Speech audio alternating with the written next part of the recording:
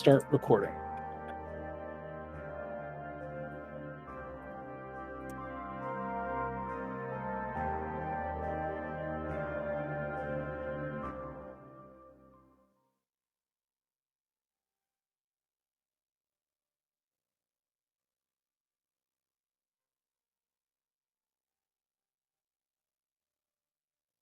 By the way, Stephen II, your camera is still off.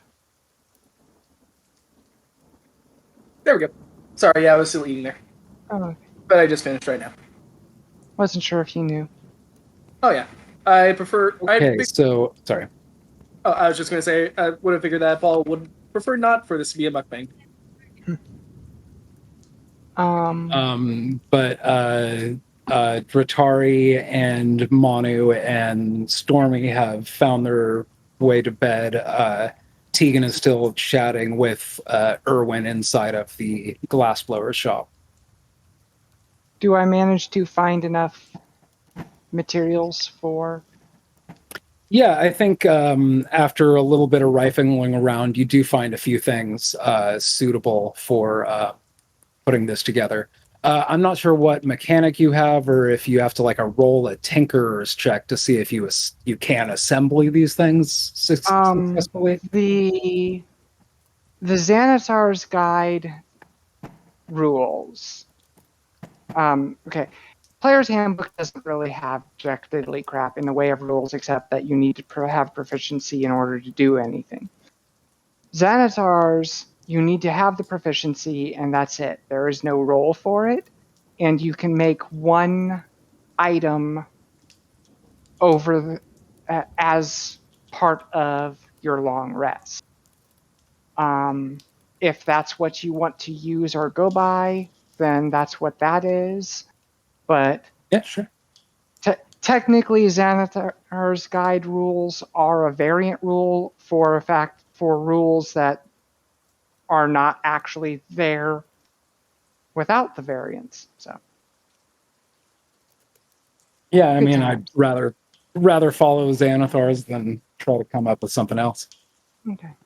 So yeah, I set it up to brew before I go to bed. I set it up to brew. Then I prestidigitate my stuff and my companion's stuff all nice and clean. Magical sonic shower for everyone and everything. I'll probably some of the little tears and gashes in the clothing and whatnot that happened because of the barbarians' attacks and the twig blights, thorns, and everything else that have happened over the last couple of days. I'll start casting mending on the clothes and whatnot. And eventually, I'll finally let myself pass out. And right before she finally goes to bed, Jotari also digs out the Bible and just essentially a first grader trying to read, trying to sound out the words, trying to read, but still not really getting that far. I think one last thing before Tegan gets to bed for the night. I think probably right as you're finishing up the supplies to distill your alchemist fire, Erwin says, "Listen, I really appreciate what your group has done for my family in this valley, and he shuffles for a bit awkwardly, looking like... Make an insight check. There's a huge but, however, comma, GTFO coming. I heard this. There's a huge but. Only a 7. Yeah, you're not really getting... He looks like he's torn between two emotions of kind of like a angry, disappointed dad, and also kind of like a humility of place of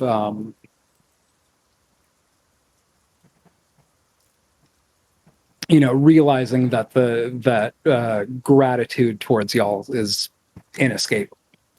I want to But he- criticize you, but I also feel it's not my place. he sort of you see kind of the wheels turning in his head, considering how to proceed forward. And he says, it would usually be my wish to be able to repay people such as you who have helped me in this way. I'm afraid to say we do not have the funds. And he kind of squints at you for a moment. Is like, how much do you trust your companions? How trustworthy do you find them? I'm not entirely certain as to what you're asking, per se. How do I put this? Stormy, as an example, I know she's been a street kid and thief and some extent of a distraction-based purpose. When the Vistani did a deck reading, there was a assumption from her end that it was all a con because that's the way she thinks and she was taught. But I've also never seen her steal anything that wasn't necessary to be taken, usually taken back. We'll steal anything. I don't care. Like okay. I do care, but yeah, Yeah, I'm 100%. I'm down to steal. No big deal. all right, but what? I steal to make money and Yeah, but Did this he is also- also don't have too many Not scruples. necessarily what Tegan is relaying to Erwin, though. and it's also not what I've seen. I know you've done stuff while Tegan was around, Sure, but that's I always failed my perception check against you, especially in any instance where I would have been even remotely opposed to what you were doing. I failed to notice. So I've only ever seen you use your talents for good ends, and that's what I'm conveying, because that's my experience. a noble thief. As a side note, though, didn't you also steal something from the Markovs? Like from that chest, right, in their bedroom, the one that was housing the But druids. We none might of be us know getting to that. Yeah, I was wondering. Yeah. I didn't share that with anyone. Oh, we did that in front of us. Okay, never mind. This is all well and good. But- And he kind of Manu, he has a weird way about him at times, and I don't think I'm any kind of especially wise, to say the least. But he has had moments where he was notably uncautious.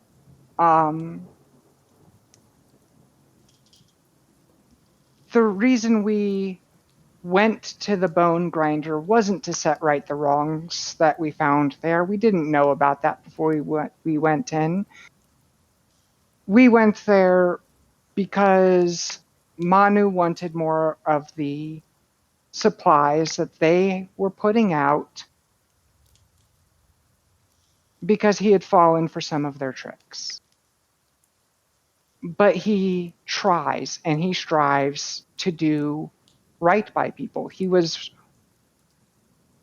All of us were very vocally in support of trying to help the kids that we found.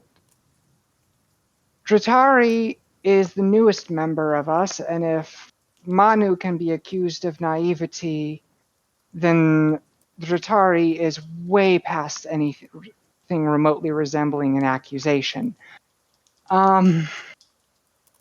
But again, you're talking about someone who actively fought to help the townspeople of Vallaki, actively fought to put out the fires, kind of gave the rest of us crap for not doing enough to help the people who needed help. Do I trust any of them or all of them across any and all possible scenarios? I couldn't say that for myself or anyone else. But do I trust them to have one another's and my back when we need the help? We came here, we helped you, we got what we wanted out of you, which was for you to send your current supplies to the towns.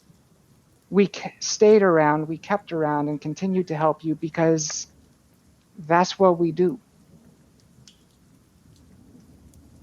Well, I appreciate the frankness from you. The honesty seems true. I only ask this because you see, these druids, these wild folks and blights that came through our home, they hacked and smashed and looted and pillaged, and it was quite a mess. We are still cleaning up behind them. They took very expensive gem and important gem for us, and you have returned it. That is very good.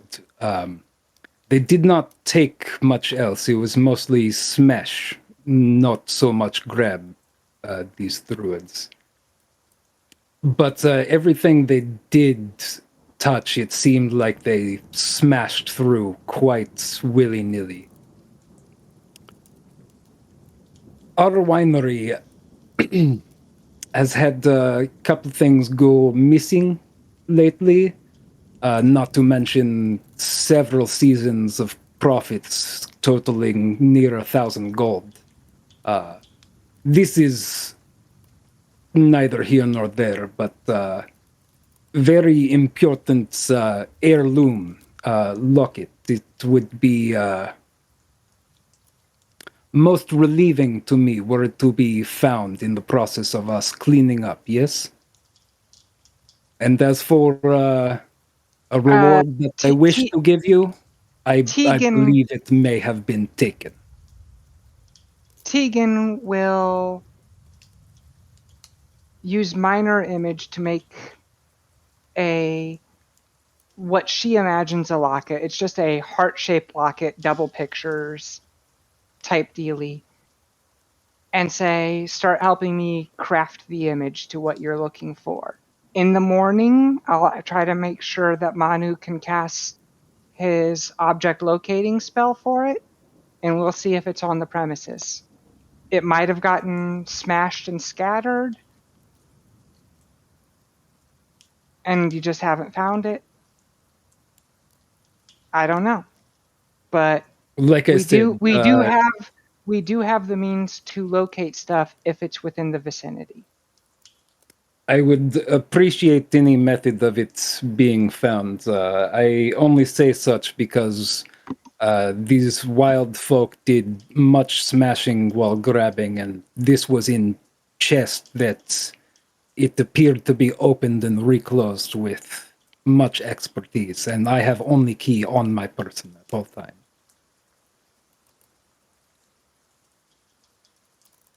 By the way, on that question there, what would happen if you try to say use the find item thing, but for like a gold piece? It will point you to the closest gold piece to you, unless you are looking very specifically for a gold piece with specific markings. Oh, okay. Then it will point you to the closest. It points you to the closest thing that matches. That's part of why I put the magical gem inside my extra dimensional storage space, just in case Manu's spell would have accidentally tripped on that for it being the closest one. I put it in a completely other plane of existence in order to make sure it was not the closest. Okay. Yeah, because I was just thinking, it's like, at least you could probably find the locket and the other one pretty well, but trying to find fortune would probably be a little bit hard with the find objects, so. I'm going to call this on myself and make a deception check just to hide my body language reaction to what he had said. And that's only a 5. Because the second he starts talking about it was deftly opened and closed, that's the first time in any of this conversation that Tegan actually genuinely begins to suspect that Stormy might have lifted it. When Tegan was saying it might have just been scattered elsewhere, that was genuine. That was completely genuine. But yeah, now Tegan begins to. Tegan already grokked what this guy was trying to kind of imply about my party mates, but this is the first time that Tegan has.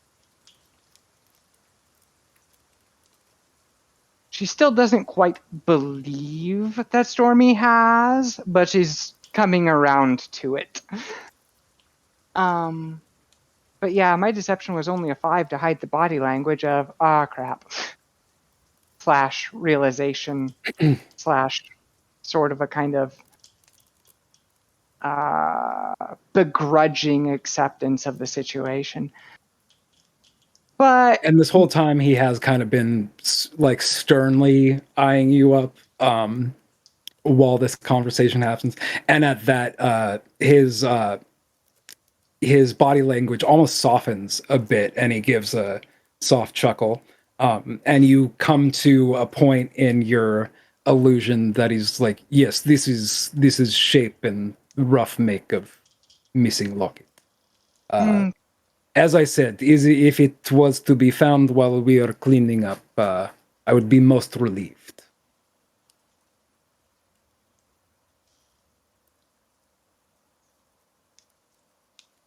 I hope your implication ends up being incorrect. If not, we'll try to figure out how to deal with it amongst ourselves. One way or the other, I'll try to have Manu cast that spell in the morning, see if it's within 1,000 foot of where we are at the time. And we'll deal with it as we must. Okay. And if there's nothing else, with that, everybody can take their long rests. Dratari, Stormy, and Tegan, you're all having just the worst nightmares. And then, Tegan and Stormy, weaving in and out of your nightmares is bits of the card reading about a dead village that's drowned by a river, and then just a creeping like giant spider crawling over that land, and this book, this giant leather-bound tome. You're also seeing just like this decrepit old mansion and just a strange stone like dragon's face like leering at you ominously, and you see this kind of silvery platinum sun-shaped symbol with what looks like a ruby in the center, and you're also seeing what looks like it matches the silhouette of what you've seen off in the distance of Castle Ravenloft, but it zooms out and it's inside of just a snow-peaked mountain. And then you see this hilt, bladeless for a moment, but then bursting forth just like blinding sunlight, which is probably where you lose consciousness before you wake. And then Manu, you're having just very just comfortable like cozy, like grandma's cabin, you know, dreams that you do not want to wake from. And the dream pastry does allow you to lose 1 point of exhaustion. Do you lose another point of exhaustion just from long resting? Normally. Yeah, then you would lose both. I'm so Do it anyway. happy.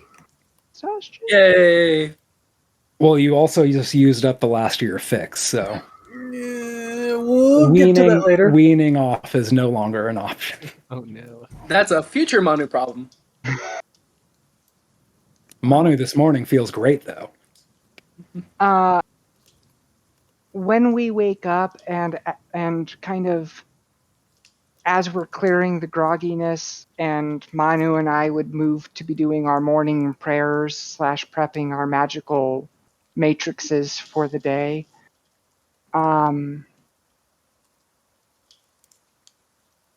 I'll mention to Manu, I did receive a minor request from the housemaster just before I retired last night, but I need your help with a locate object spell after we're awake enough for you to do that. Tegan basically making sure that that's in your prepped spells for the day.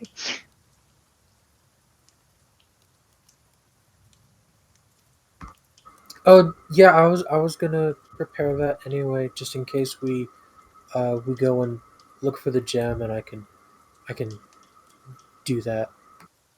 So I'll have that ready. Okay. And then Dratari is just down in the main hall trying to get as many good hangover cure meals in. She might not be the best sort right now, but at the same time, still trying to read through her book one syllable at a time.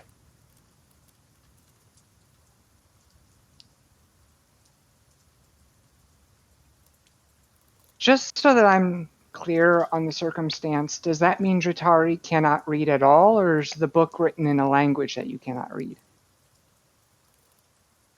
You can find out. Okay. At some point in time, Tegan will ask you what's up with that, but not at this moment because I'm preoccupied by the locket and the accusation that is hopefully false, but I know it's not, towards a team member. So yeah, after we've prepped our spells, I'll make the manifestation for the locket for Manu. It's like, he was wondering if we could find this since it disappeared during the occupation.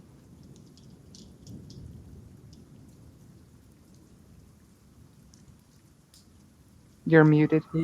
Yeah, I can yeah, I can do. Do you want me to do that now? Is Stormy present to see you casting this illusion? I would imagine that, I mean, you prep your spells right after you wake up. So I would imagine we are doing this, kind of like some people do their morning stretches, we do our morning spell preps. And unless I'm absolutely mistaken, Stormy has a morning exercise routine. Do you need yoga? Yeah, or what is yoga. it? What is it that I'm looking for? I make the minor illusion image of a locket.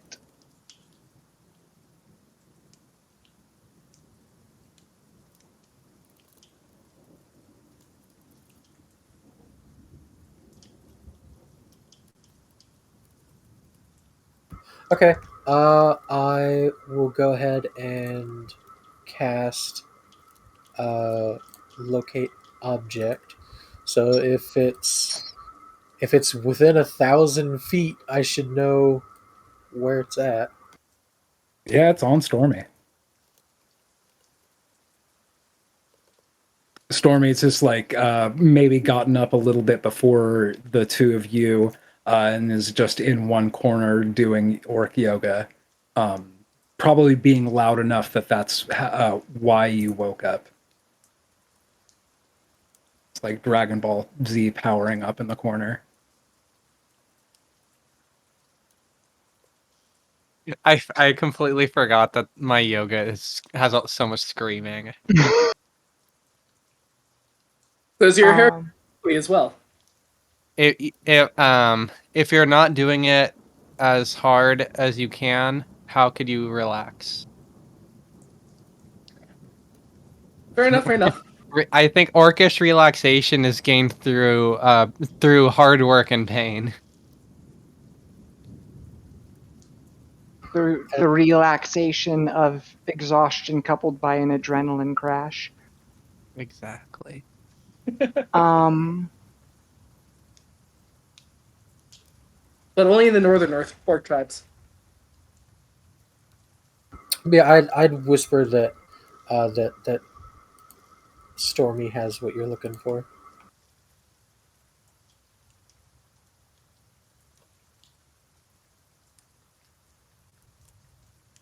I'm still just going. So- So, I, Was that- I, Tegan wouldn't- will approach Stormy and then starts kind of sort of mumbling it, but not so quiet that no one can hear.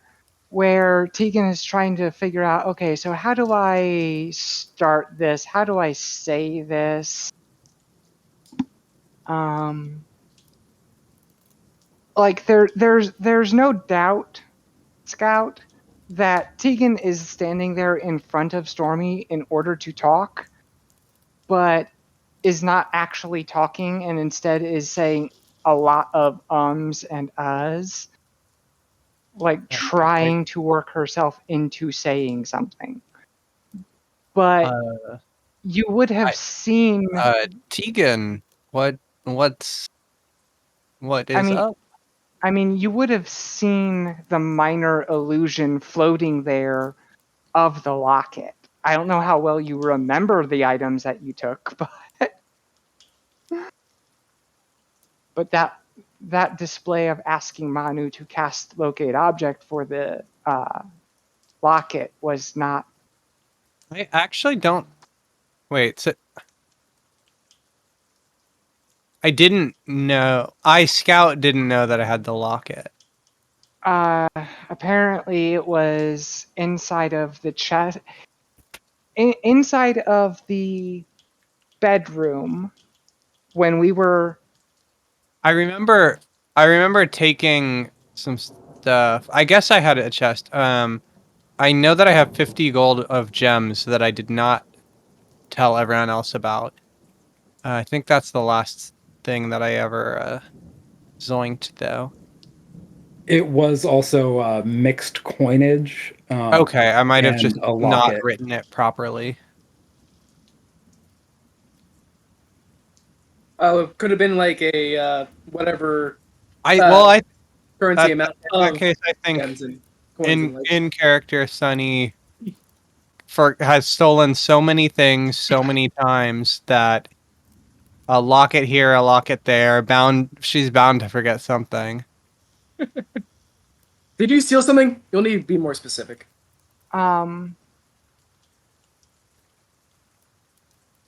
So there was a chest in the master of the house's bedroom Right. that was pilfered in a way that was very distinctly different from the rest of the house's destruction.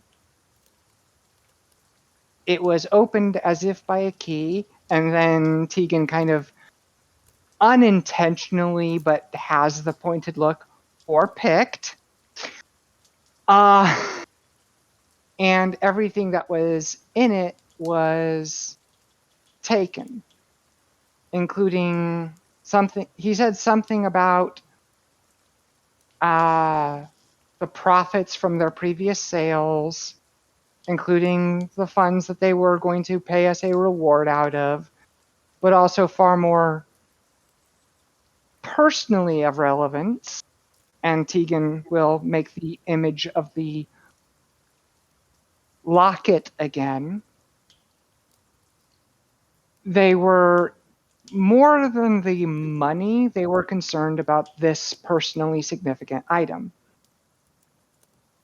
I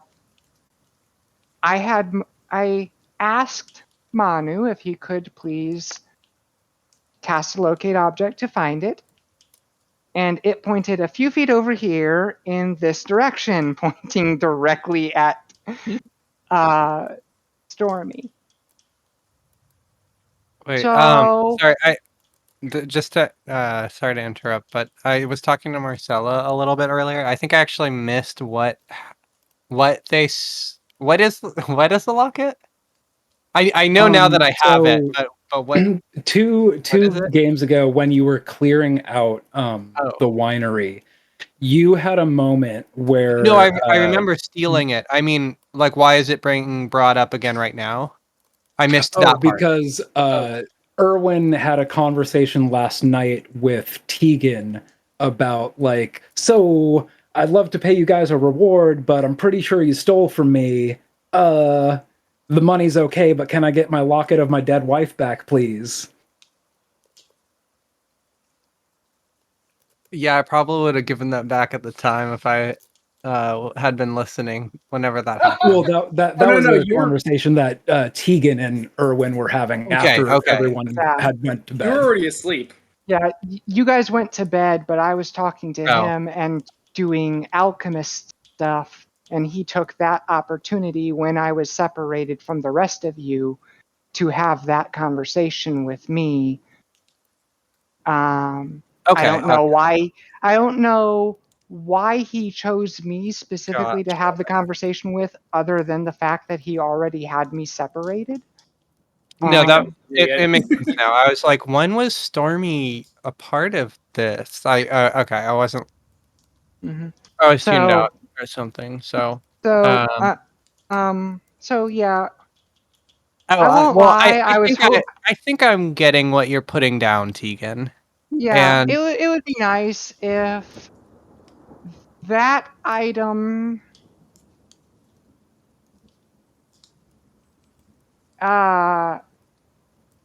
we managed to produce it from thanks to Manu's tracking spell, and at least some of the rest of the stuff was left for them scattered around somewhere. well, There is no subtlety to this nudge nudge wink wink. well, let me look in my bag. Maybe it fell into my bag earlier by accident, and I'll kind of turn my back on Tegan and look around in the bag, and um I guess, yeah, I find it in there. Definitely have it.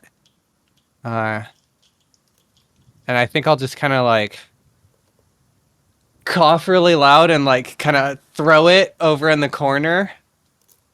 And be like, oh no, Tegan. Sorry, I've stolen a lot of things, but I don't have any lockets. Maybe Manu should use that spell again. Well, the spell lasts for 10 minutes unless he breaks concentration to do something else. Perfect. So yeah, Manu, Manu, without even having to roll a check, just sees it happen. Manu, are you sure it wasn't behind me? Um,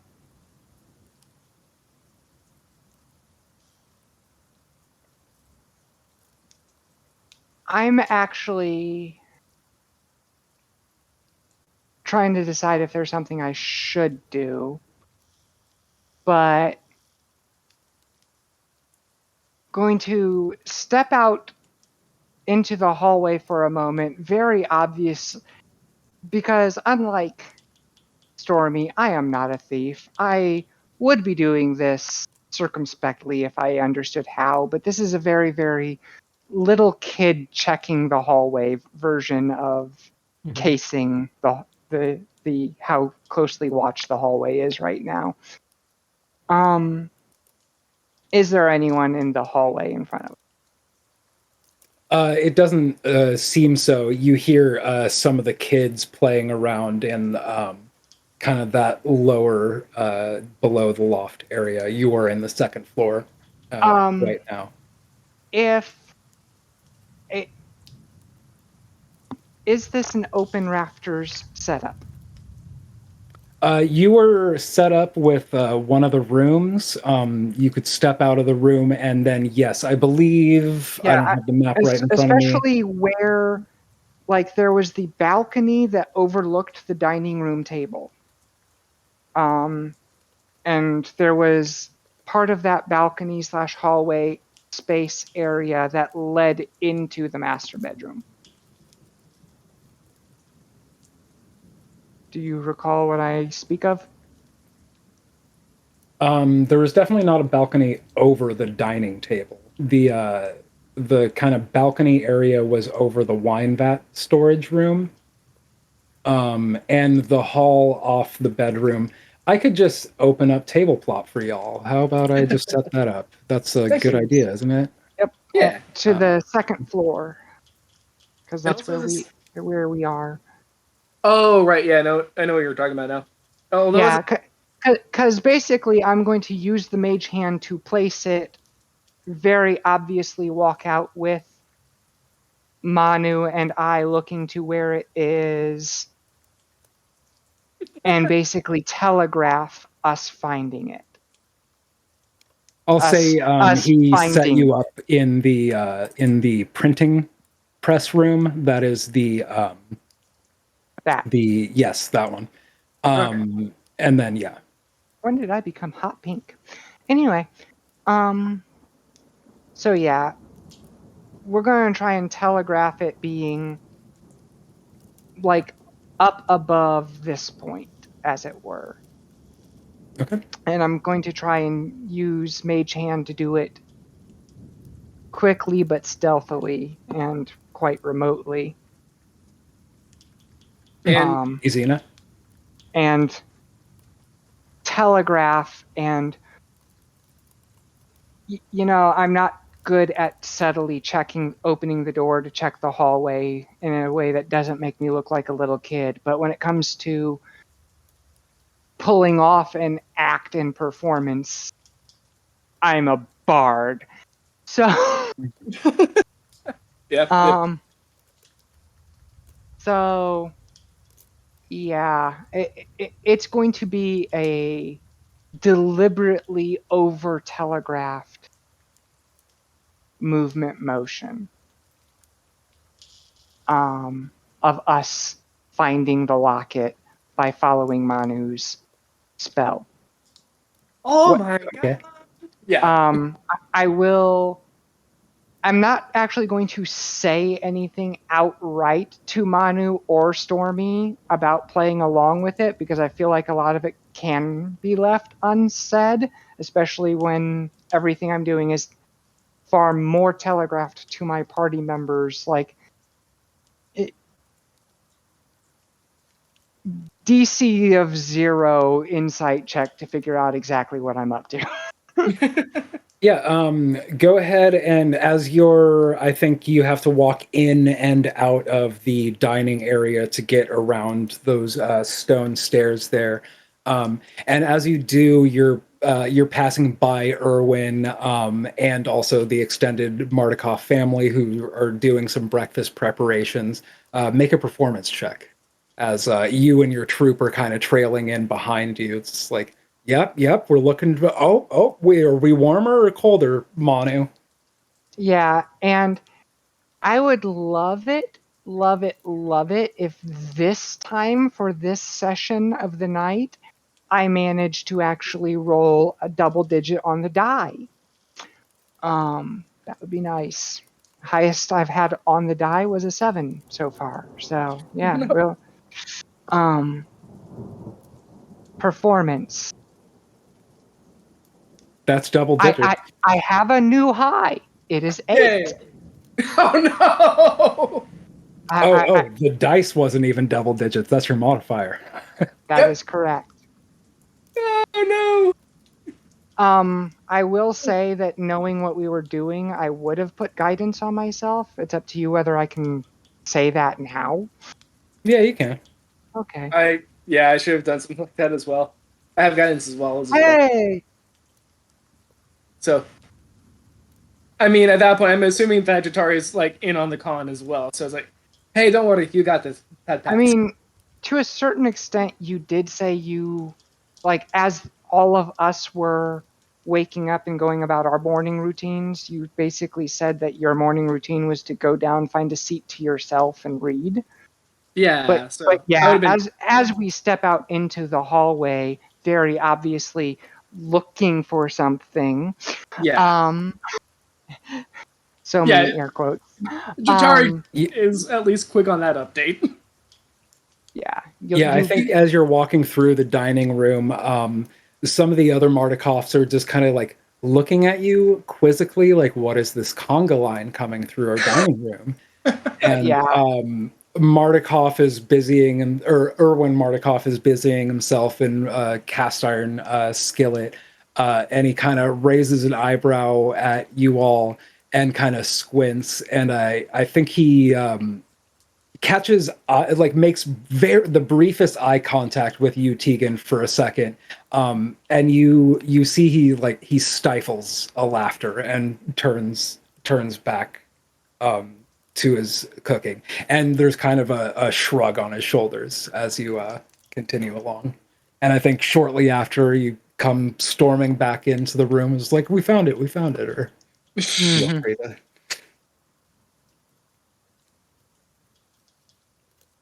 And before like going back to the rest of the party, Jatari does like put a quick hand on the shoulder of Stormy and say, "Look, this is obviously a family that is in need. You should probably at least give a little bit back to them. Like say, hey, yeah, you know the druids took quite a bit, but hey, we were at least able to find this much. I mean, You're the on." conversation that I had with Wizard of Wines was just he and I.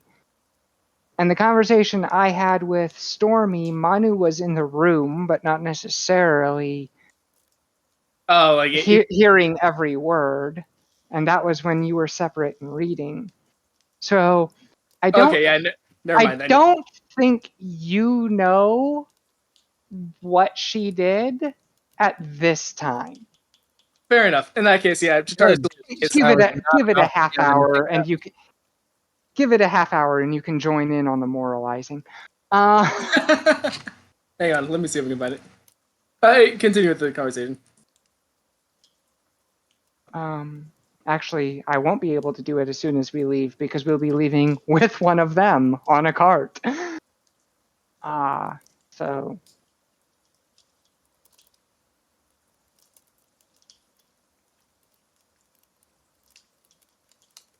But yeah, in that case, Jatari still is like smiley as ever and still a little bit of an inkling of what just happened, but at least not really going to say anything about it at this time.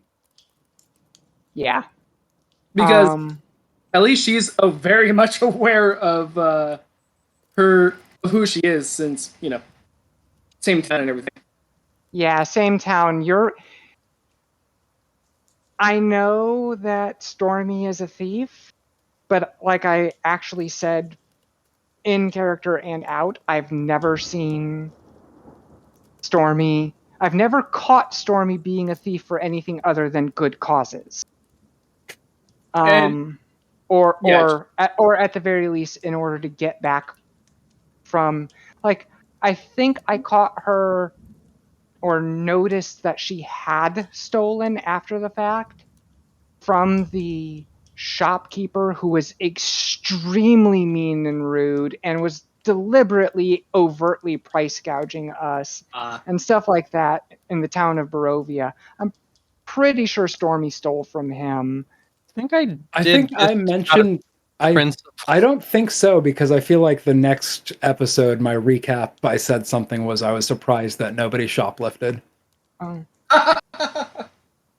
there have been moments where it wasn't necessarily in the service of a good cause, but Tegan has never caught Stormy doing anything that Tegan would have disagreed with until now. Yeah, I guess long story short was Jatari isn't surprised. I don't In that know. case. Did Yeah. you really? She is a me? common woman. I coughed, and the locket appeared somewhere. So who knows what happened? Oh shit! Your cough causes metals to appear. Is Julie, this the first chapter of Widdershins? What? wait, what is this? In the webcomic Widdershins, there's a mage who has an affliction where basically stuff that is around him will randomly be stolen and put onto his person.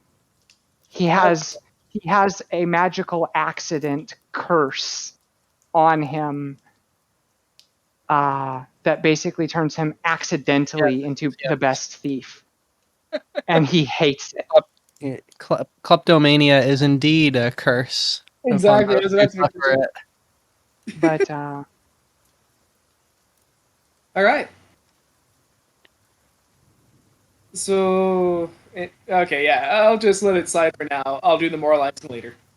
yeah, same here. I And don't. won't. These people have great eyes and great ears, and I don't want to have this conversation when we know they are directly around. Yeah, Jatari just gives Stormy a look, like a really, dude kind of look. Just Stormy does not even attempt to notice it. So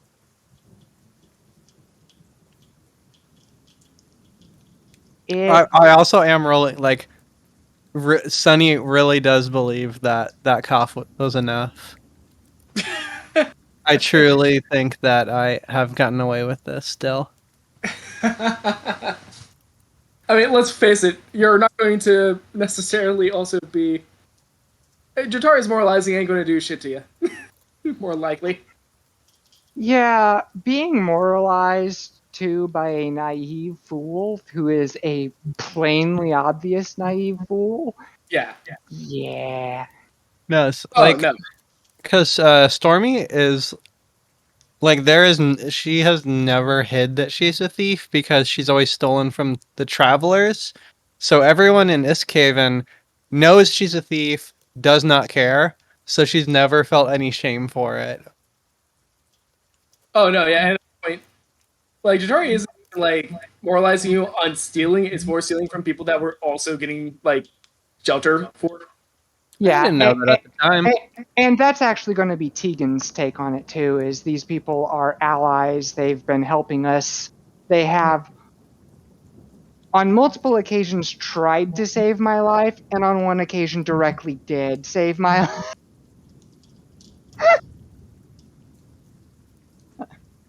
And Jatari's and- even That was Muriel, who is part of the Keepers of the Feather, but she's not one of it's Muriel Vinshaw. She is not a Mardikoff. She doesn't live at the winery. I realize that, but nevertheless, Corvids are highly sociable, and if you screw Yes. one over, you have screwed over the flock to a certain extent, and I don't know the extent. I in character and out of character do not know necessarily the extent to which that carries over, but they are closely associated and are not people we want to wrong. So, that's being said. But yeah, we'll cover that in more betterly in character terms and whatnot. Probably not until next session. Probably not, but yeah. So moving on though. Hey, we found the locket! The locket has been located. Tegan not so subtly insinuated that at least some of the rest of the loot should be hidden around the property by Stormy on our way out, whether Stormy bothers to listen or care. Nah. We'll figure out later. But Yeah, unless there's some specific roleplay y'all want to get done, I feel like we could fast forward a little bit. Returning the locket, breakfast is had, setting up the wine carts, and probably getting on the road towards, I believe you were going to Krezk. You were not going to depart the wine cart before then. yeah, correct. We're going to the cathedral first and then doubling back and going to Lysagas. You know what? Just for roleplay purposes, Jotari does leave a pamphlet for the Church of Zaldin at the Crow's Nest. Okay. Just for roleplay. And at Manu's insistence, you are not leaving Lancelot behind, much to the grand kiddo's Dismay. dismay. But yeah, y'all can get on the road. Yeah, I do tear down my alchemist set lab after it finished its processes and hand. I just keep calling him the master of this house. Did you say it starts with an I? Irwin. Irwin. Okay, I And hand think that's spelled with a U. Irwin the flask of alchemist fire. I forget whether the flasks are actually a half pint or a full pint, but they're not little vials. It is a flask. I believe even as lightweight as this, we would take two of us per one. But this is good template to follow if we wish to make a stockpile of this to make an assault against the hill. Well, all you really need to do at this point is wine doesn't have the alcohol content, but distilled wine, brandy, like I mentioned last night, definitely does have enough alcohol content to burn. Oil burns, other solutions and whatnot burns. All you have to do is pour down enough accelerant and fuel and then use this to set it off. Very good. Because this, yeah, it burns for a few moments, but it's far better in this case to use this as the finisher, not as the salvo.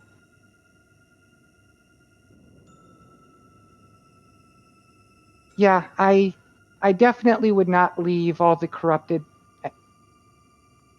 plant creature things where as they are alone, or the tree that the druids were using. That stuff needs dealt with, or it's just going to attract more of the same. If you're worried about the possible consequences of undoing the desecration of the holy site in general, I would at least do something about the evilly corrupted fauna, especially the animate ones. So. Wait, there's animate ones outside of the use of druids? I had to hold the Golthia staff in order to approach the tree because there were so many of the blights still there. So the druids might be required to make them, but we didn't destroy all that there were.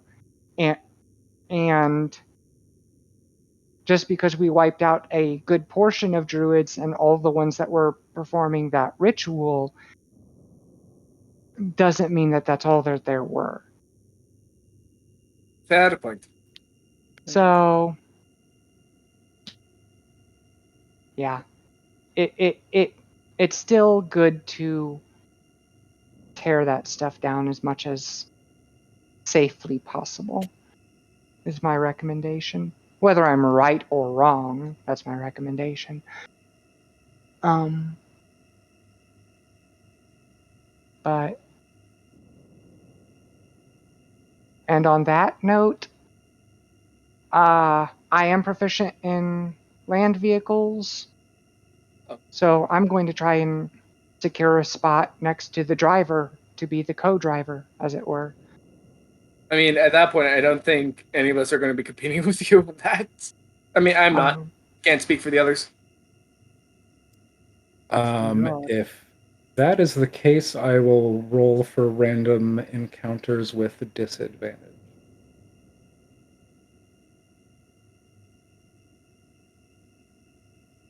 Me rolling random encounters with disadvantage would be advantageous for you if you don't want to encounter encounters. You're fine. Or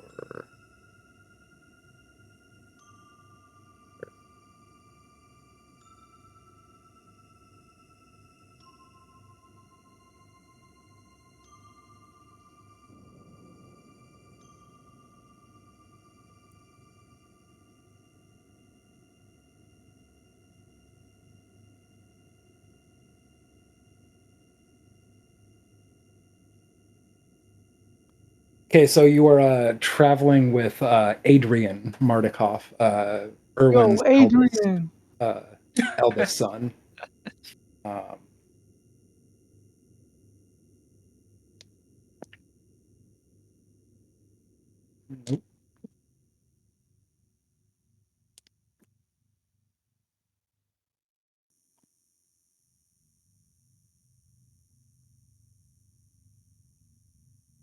So, are we about to roll for initiative on that one, or? I am currently rolling to see if you Yeah. run into a random encounter. Oh, I thought you just did that. Sorry. I have to make multiple rolls based on the amount of distance you're traveling. Gotcha. And then you just randomly ran into Strahd. Roll for initiative. Oh, he's gonna love this sick jacket I got now. Oh, dude.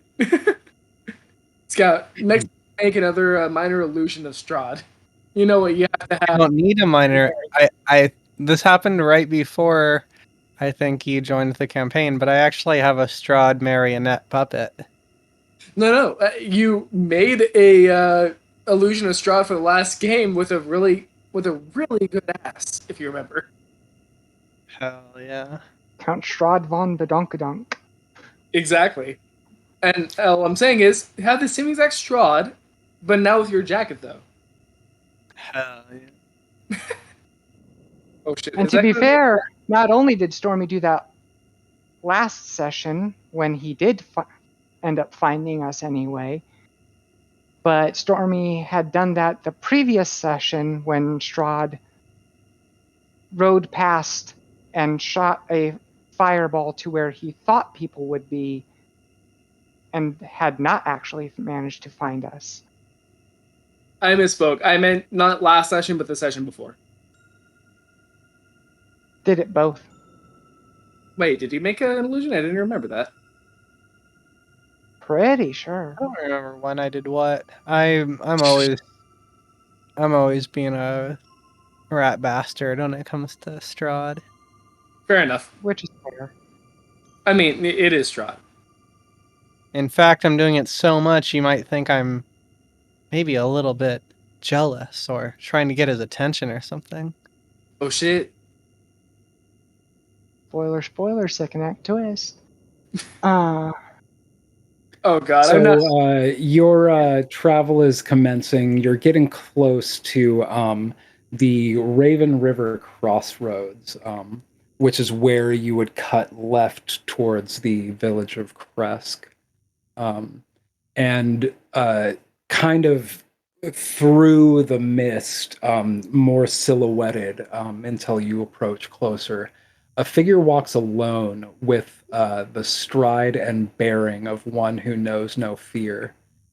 You get a bit closer. They're clad in rusty armor. They clutch a gleaming longsword in their pale hand. and they look ready for a fight. Um, what y'all doing?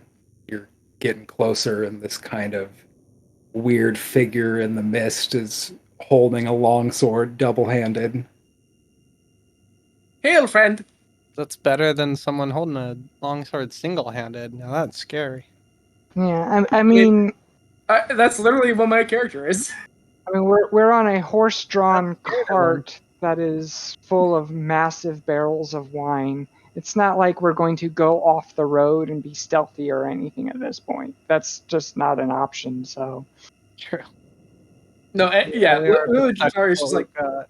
oh, good. Sorry. Do you mention to the driver to stop?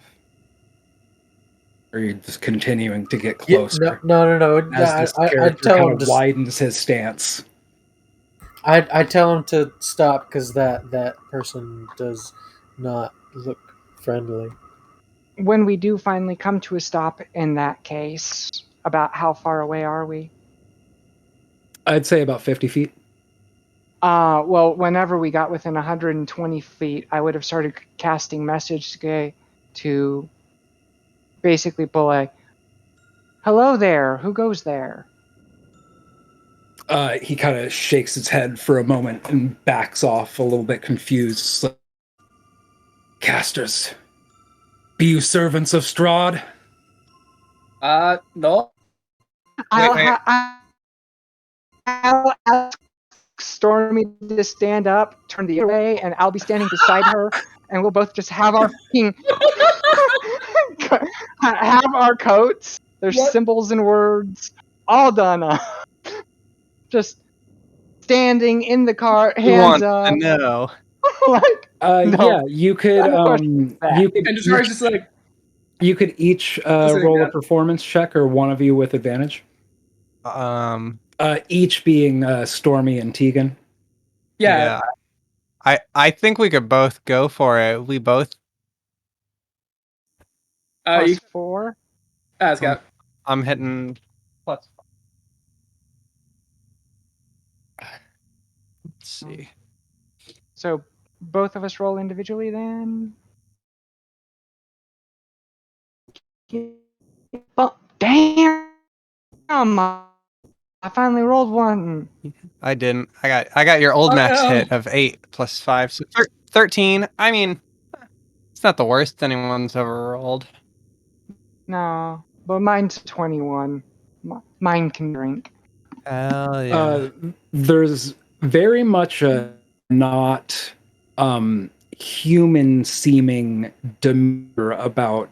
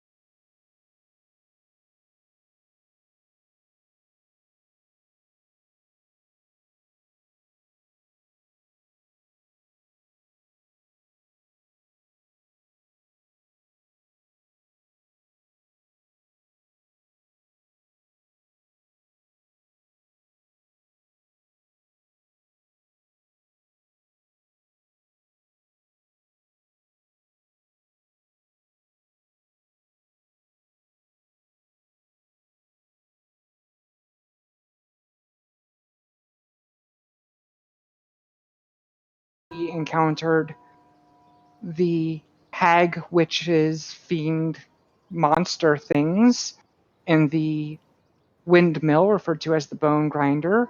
Found that they were kidnapping and devouring and cooking children. We rescued the children that had not yet been slaughtered and took them to the orphanage in Vallaki. Realizing that Vallaki was not safe because of their political turmoil and upheaval and rioting amongst, and the Lord of the Land's attack on the village that preceded that, where he also desecrated the church. We realized that would not be safe, so we attempted to come here. You shoot us away. We still wanted to come in so that we could find a safe place for our ward with the church that is here or near here. And while we were fulfilling your request to assist the Wizards of Wine's return to production and delivery, which has been completed, unfortunately, we had yet another of our encounters with Strahd, and he did manage to hypnotize and kidnap the ward that we were trying to keep from him. So now we're trying to figure out what to do, with a primary focus on getting ourselves out of these lands, but ideally with fulfilling our promises to the Wizards of Wines, to the new burgomaster of the village of Barovia, which would require that we rescue her. Another member of our team actually had also previously been hypnotized and kidnapped by Strahd, we believe. We would like to get them back, but there's a lot of stuff that would require that we're not sure is in our capacity. But we still wanted to touch base here since we did succeed at what you had asked of us, and you do still have a church that is supposedly still holy ground that can protect us from just randomly being attacked by Strahd at those points. And throughout all of that speech, Tegan is not settled at all with the parts where she is basically blaming this burgomaster for, like, before we left to the Wizard of Wines, we actually asked if we could at least leave her here, and he said no. We asked if she could at least be granted sanctuary and refuge at the church, and he said no. So Tegan was very pointed about, she didn't say, and this is your fault, but that, but it was a lot more than just subtext. like she's appreciative of this person for letting them in now, but she's agitated with this person. He seems there's a momentary look of annoyance before he just disregards that. And he does kind of give you all like a pitying look. It's like, well, it seems like you've had a hell of a time of it. You wish to visit the Rabbi? Please, no one will stop you. As you could probably see through our village, there's the switchback at the north side of the hill. It will get you there. You're welcome to go. If you need a safe refuge, we do not have an inn in this village per se. We are not openly inviting to outsiders mostly. We are not so willy-nilly with our gates as Vallaki is. My wife and I, we can provide accommodations for a night or two. again, we will not stop you from visiting the abbey. The place is very creepy. I do not know if you would wish to stay there. We'll address that as we must. Is the abbey at least tended to by some manner of holy persons? Is its sanctification maintained? As far as I know, it is hallowed ground. It's the holy site of the Morning Lord. The abbot that presides over there, he is he gives one the heebie-jeebies. I have not visited in so long. He occasionally will come down to tend to the affairs of some of our locals, but most often he will send down his beast servants, occasionally demanding tributes in wine and such. But Well, yes, And- we've had to deal with various forms of vampire attacks and hypnotisms, and that's only the tip of the iceberg of what we've had to deal in these lands, much less before we came to these lands. So our threshold for heebie-jeebies is probably a bit twisted at this point. I'm sure we'll be fine. Two further questions, though. I'm assuming this is the type of small village where it's just the villagers living their lives, but is there someone who might be capable of selling us various forms of things like trail provisions? we do have a shop. Don't know if I have the shopkeeper's name right in front of me. Maybe less wide variety of what you might find in Vallaki, but probably closer to home reasonable price. Do you know about the stuff that's been happening in Vallaki the last week or two? Oh, I do not get outside of my walls. My business keeps me here. Allow me to explain this. A couple of weeks ago,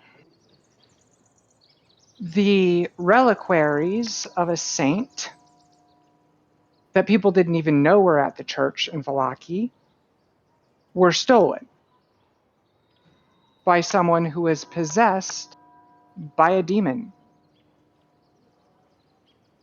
We showed up, we dealt with the possession, we dealt with the demon, destroyed it, or sent it back to where it came from, or something along those lines. But in the process of finding the stolen remains of the saint, we ended up running into the things that were guarding it, which was a bunch of lesser vampires. And I mean a bunch of them. Strahd showed up, killed the priest of the town. His vampires went on a rampage through us and through the townspeople. He killed the person in charge of the church. He desecrated the church. He destroyed the remains of the saint, and butchered a bunch of the townspeople, basically just because he could. They weren't any threat to him. He just wanted to make a point. The burgomaster of Vallaki decided that he was going to go back to his standard tricks of trying to control everyone's thought processes, like that was going to be what protected them. This caused people during their annual festival to change the nature of the festival and started a riot. In the midst of that riot, a woman from a noble house of the town managed to displace the burgomaster as the leader of the town, a Miss Fiona Wachter. And in order to investigate whether or not this was actually a good thing or not, we actually looked into her somewhat and found out that in the basement of her home, there was a large amount of corrupt magics being used, and the ritual site being guarded by a bunch of undead that were made by her and some of her colleagues. So, you're saying that your town is better guarded and more secured than Valaki, but as a consequence doesn't have as many resources available.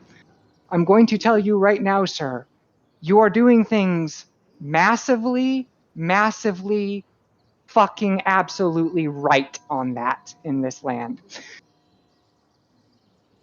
And while I know this, It's but going- I appreciate that you recognize the wisdom of my ways.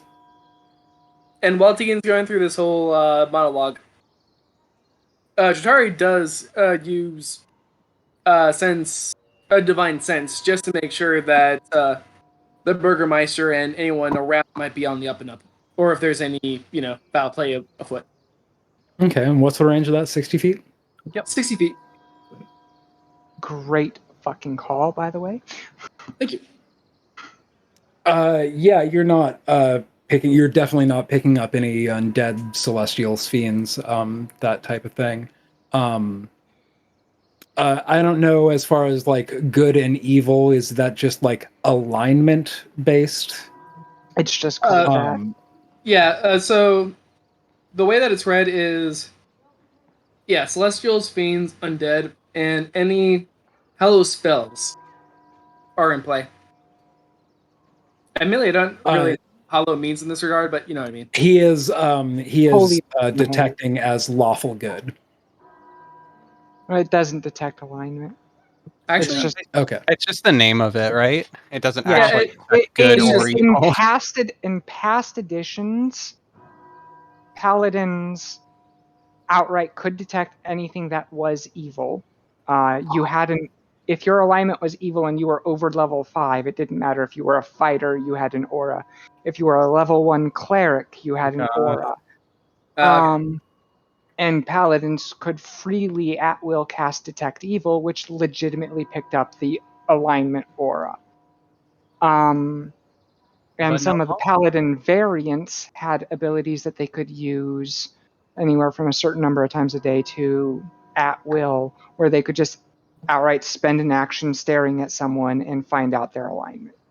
But in this, and it's in this edition, it's called what it is because of what it used to be in those past editions. It's a Sacred Cow throwback, but it has nothing to do with alignment. And I don't know if it's 60 feet away from me, but can I see the monastery from where I'm standing? And is that 60 feet away I from mean, me? you could see it, but it is more than 60 feet away from you. Oh, okay, fair enough. At least we know that the Burgermeister is on the up and up. But Well, all we really know is that the Burgermeister is probably human. At least, yeah. I mean, he could be Fey. We don't know. Damn it! Just because it seems like there's only really humans in Barovia for the most part, and anyone except for, well, is a Undead. vampire human? Who knows? It's There Yeah, are actually, that there does are vampire work. apparently dusk elves amongst the Vistani, Mhm. but that's what you said that guy was, right, Stephen? Hmm? Yeah. You said something about one of the people at the camp of Vistani. Yeah, there was the Vistani caravan, and then Yeah. there were those houses, and I think the Dusk Elves lived in those houses. Yeah. I legitimately do not seem to remember anything from that session. Anyway, So, yeah, do the sense, make sure that everything's on the up and up, relatively speaking, on that regard. And just follow along with the conversation, and so you just finish your monologue. and Yeah, my you're looking around. You're not detecting anything, but you do see this mist-shrouded village beyond the wall is nothing more than a scattering of humble wooden cottages along dirt roads that stretch between stands of snow-dusted pine trees. So many trees, in fact, as to constitute a forest. And to the northeast, gray cliffs rise sharply, and the road winding up to the abbey is easy to see from this vantage. Okay. And also, I'm guessing I still recognize the fact that Manu and Tegan are still demons, and I don't know whether or not I want to let Chitari know what the hell is going on there. I mean, Jatari has at least seen me using my ears and knows that I'm otherwise human. Kind of like me with the book. Me asking about you with your book when I wasn't even in the same Exactly. room as you at the time, where if I ask you, Straight you will off. answer. If you ask me, I will give you my best guess. But anyway, Exactly. I think, yeah. That will be just that situation, yeah. yeah, anyway. So that's what the current events are there, and that's what your first question was, what brought us here, and your second question, and your second commentary led me to give you some of the current events of the surrounding lands. I asked you about the provisions, but I said there was a second question, and it might just be that you direct me to the same place, but we have had difficulty finding someone that could supply us with a decent map of these lands.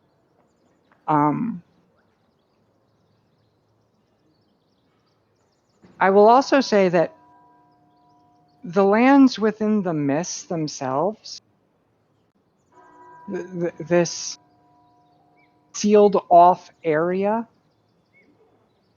that is, according to some people, ruled overall entirely by Strahd. What is this nation itself called? I realize that every town is pretty much its own city-state, but I believe Borovia is the name of this valley. I believe historically as named for our Count Devil's father. and that shares its name with the first town we encountered. I suppose yes. That's inconveniently confusing. But we can make do. I just because of past experience, I doubt there's one at the shop because there hasn't been one at any of the shops so far. Do you know of anyone or anywhere, either in the town or beyond, where we could find a decently done and accurate map of the area? Myself, I do not have need for map. There are just small handful of residents here that do trade with other villagers, things of this nature. It is one road and two other towns. We have not really had much need other than follow road.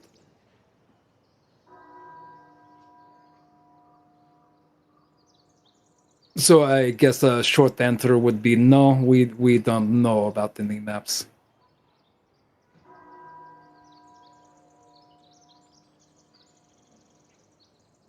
Would there happen to be a mage of some kind that lives in town? Mage, goodness no. Okay, I mean it was a shot in the dark. I didn't think so. This place is kind of really out of the way. We're a bit of a backwoods commune. We do not know much of the way society and business and things of this nature might take place in other places. We do trade little bits, but we have our trees, we have our pigs, we have our chickens, we have small, simple, and safe life here in the village. Well, I mean, you're more so than that. I mean, don't say yourself shorter, Dimitri. I mean, especially walls look around you. You must be protecting more than just chickens and cows, is well. Well, of No, course, the families that live here. yeah. I Given mean, he what also we, has a monastery. I believe he is selling himself just right. yeah, I mean, on the one hand, I want to say, look at what happened to Velaki when they weren't protecting each other well enough, and so they turned on each other. On the other hand, what started a lot of that off was being attacked by things that could go right over any walls. So, I This think you're is giving. I think you're giving well him. inside of my usual anxieties. I think about these things, but I think the walls they keep the werewolves out. I believe there's a burrow of them very close to this village, but the walls keeps the werewolves and the zombies and the creepy crawlies of the night very much at bay. For the vampires, I think I think merely we're just far enough away and small enough in number and meager enough in lifestyle that is no point. Oh, I actually have a couple of questions for you. Yes. Have you seen a little girl anywhere around here? She's got like black hair and she's like 7 years old. Uh, well, there are children here, of course, but seeing as this is your first time inside, I do not believe any of the children I know of are this child you speak of. Yeah, even at do- that point, Jatari turns and goes, who are you even referring to? Yeah, Um, are you talking about the girl from the camp that went missing, or the girl who kind of sort of would have been the original owner of your dog? uh, Gosh's daughter. Yeah, I You was assuming he you was talking static. about I was assuming he was talking about Luvash's daughter, which I think is what he said through the static. Yeah. Okay. And I don't know anything about this. We've only just sort of heard about it, but do you know anything about a place called the Amber Temple? He kind of squints at you. No, I don't believe have. Insight. Roll insight. Honestly, I've kind of been meaning to roll insight through all this conversation. Do you mind if I just roll insight now? Sure. 16. That's a 9. Plus, I think that's a 0. Let's double check. Mana, you get that he might be holding something back. About 12. having heard of Amber Temple, even though he says he's not familiar. And yeah, 12 throughout the whole conversation. I don't know if that means anything. I'm sure that's no. But just general demeanor, like, is he being honest with what he's saying about, like, is the city really actually... You do pick up just generally through this whole thing, not related to deceit or anything else. He is a little bit mentally weary. He is distraught about something. Okay. Distraught or distraught? I'll tell him that when he has time and I have time that I'd like to speak to him in private. Very good. Like I said, you are welcome to stay with my wife and I, at least short term. I know you spoke of wanting to visit the abbot. You are welcome to do so. I believe my wife is expecting me, so I may leave you to it. But Oh, here, he motions to the right. This one is us. If you let us know, we can prepare a room for you. oh, it's just like right here by the gate. Yeah, it's the first one on the right. Okay, I was actually just about to ask him that.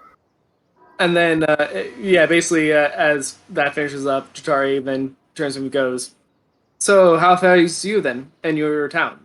How have you been through these? How long has it been winter for you? Like, I don't know what time zone this is supposed to be in, but it seems to be. Actually, wait, what year, like month is this supposed to be? Is this supposed to be winter? You don't even know if they use the month system here. Yeah, Necessarily. no.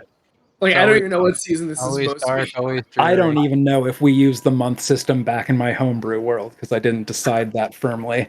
Well, I mean, it's supposed to be based on the California coastline. Ah, So, your homebrew world, anyway. So- So, But I wasn't necessarily sure if I was going to do 12 months of 365 days or if I was going to monkey with that at all. either way, Jotari is just going to be like, it seems unseasonably cold even here, kind of thing. Despite even, I don't know what time it's supposed to be, but it feels very cold. This is light dusting. This is we're just higher in elevation. This is quite normal all year. Well, to get around, all right. So, but that's also missing the point. How is you and your city? We get by. We look out for each other. It is through mutual support that we scrape another season by every season. Would you And like with help? luck, sometimes there is joy and there is laughter, and we do what we can. We live a simple life, though. Well, you're also doing something for us. How about we do something for you? Kind of like have hand on the shoulder, like wink, wink, nod, nod. Hey, let's help each other out, kind of thing.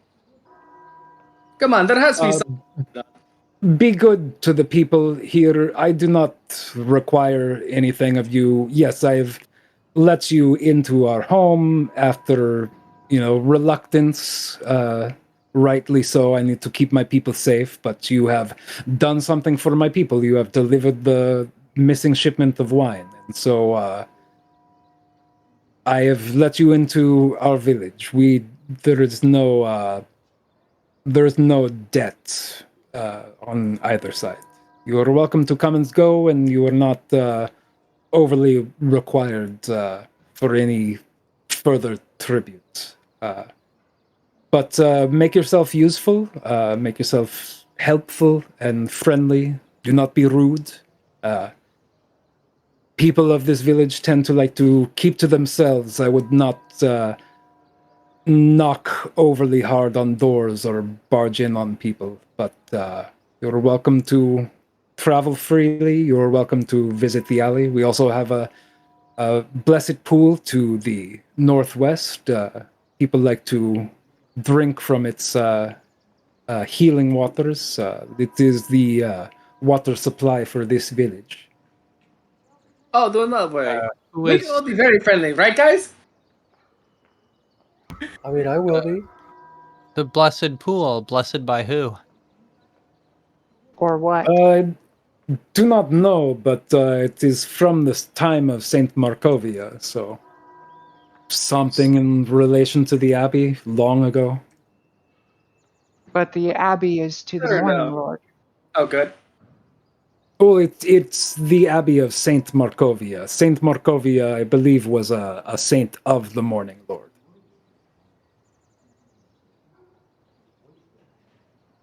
What was the church in Valaki? Saint Andrel. Okay, yeah, okay, it was different. Okay, I'm glad you asked. So I was like, I have a remember. sneaking suspicion about this church after what we learned about about the one in Villaki.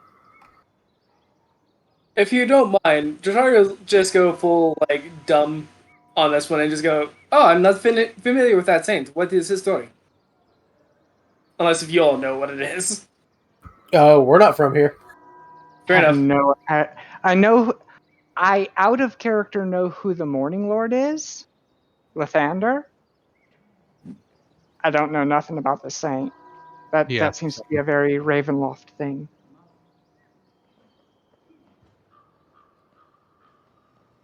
Out of character. In character, I don't think I know anything about either. Who do we lose? Dratari? Yeah. Sorry. Hmm. Which, Oh. while he's gone, anyways, I'm gonna pee real quick. Okay.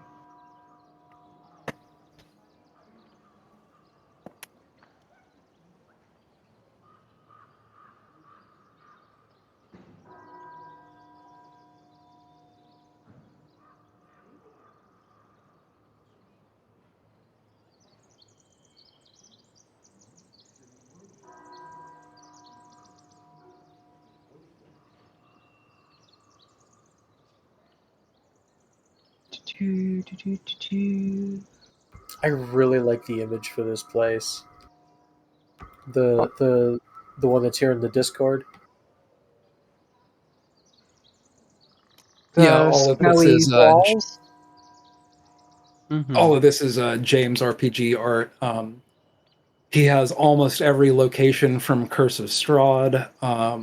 He has he's mostly all the way done with getting locations for Rime of the Frost Maiden. I think he's also done work for um, what's the newest one? Not the newest one. Witch Uh, Beyond the Wildlight. oh, Wild Beyond the Witchlight. Wild Beyond the Witchlight. I always say that backwards. So how long were we on the road? How long did it take from the vineyard to here? Not overly long. I'd say you left not super early in the morning, but it is probably just before noon at this point. Okay, so maybe a 3-4 hour trek, but we still got Mhm. plenty of daylight to burn. Mhm. All right. Oh, I meant to ask this last night. I mean, canonically, etc. What are the stats on that axe that we just randomly got? Oh, yeah, did anybody do anything with that? I think Tegan grabbed it. I had been given the information about the axe in a direct message during last session when I was looking through the magic battle axe. The handle is carved with leaves and vines, and the weapon weighs half as much as the battle axe should weigh. When the axe hits a plant, whether an ordinary plant or a plant creature, the target takes an extra 1d8 slashing. If a creature that is non-good tries to wield the axe, so if you're neutral or evil, it sprouts thorns whenever its wielder makes an attack with it, dealing 1 damage every time you attack with it. So if you are good, it just helps you crush plant creatures better. Be more good, right? If you are not good, it helps you crush plant creatures better, but there's an use cost of your own health. Since it weighs half as much, does it have the light attribute? It does not say that it does, and in this edition, mithril weapons weigh less but don't get granted that feature. So, Although on top of that, so it doesn't specify and is up to the DM, but precedent. What saith you, Paul? What are you asking for? To be able to throw Basically it, asking, or can I two-hand weapon use it? But also, if Sunny did try, she would quickly realize that she is no longer of the good alignment. And could I But use why it, are or could you I use it asking about one-handed? light? Oh, two-handed weapon. I mean, sorry, not two-handed weapon. Two-weapon fighting with light weapons. and I'm not sure what that is. Is that a rogue thing or is that a fighter If thing? if you are, it's just a general combat rules thing Yeah. for any character. You cannot wield. You cannot two-weapon fight unless the weapons you are wielding have the light property. The So, rogue thing is you cannot get a sneak attack unless the weapon has the finesse quality. Canonic by a standard, battle axe does not have either of those qualities. true. But Scout is I'll asking. say yes, you Also, could use just it. for curious. I want to give my players what they want. I also worry about that biting me in the ass later, but No, y'all I have not trolled don't me feel like you so need far. So to because like Tegan has this axe right now. I don't even have it. Mhm. And also, as Tegan just said, with the finesse, it would not having finesse on a weapon is a pretty big deal for me since sneak attack is my main damage dealer. I was more just curious.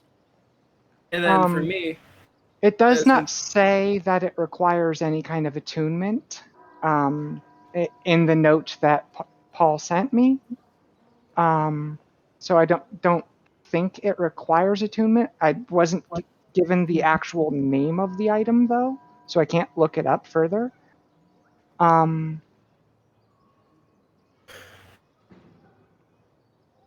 But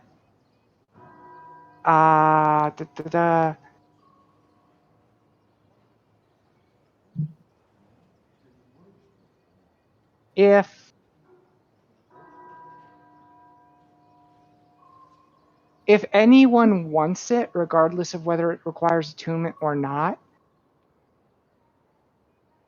I have a strength mod of -2. A strength-based weapon is negative color useless for me. and I have a strength of +3, so hello. Yep. Yeah, Dratari could use it then. Yeah. Yeah. And if nothing, because my main question on there was, could I sword and board that or not? Uh oh. Yeah, you Right could. left. It's a versatile weapon. Yeah, a battle axe is, statistically speaking, effectively identical to the longsword. Okay. Cool. sorry, every single thing is going wrong with technical stuff tonight. All good. So in that case, hey Dickon, so that battle axe that you found, would you mind if I Yeah, were to hold on to it? except for the fact that despite the fact that it was covered during our start of session recap, I still managed to forget that it was there. And I outright would have asked if anyone wanted it after I identified what it was and what it could do and all that. No So, worries.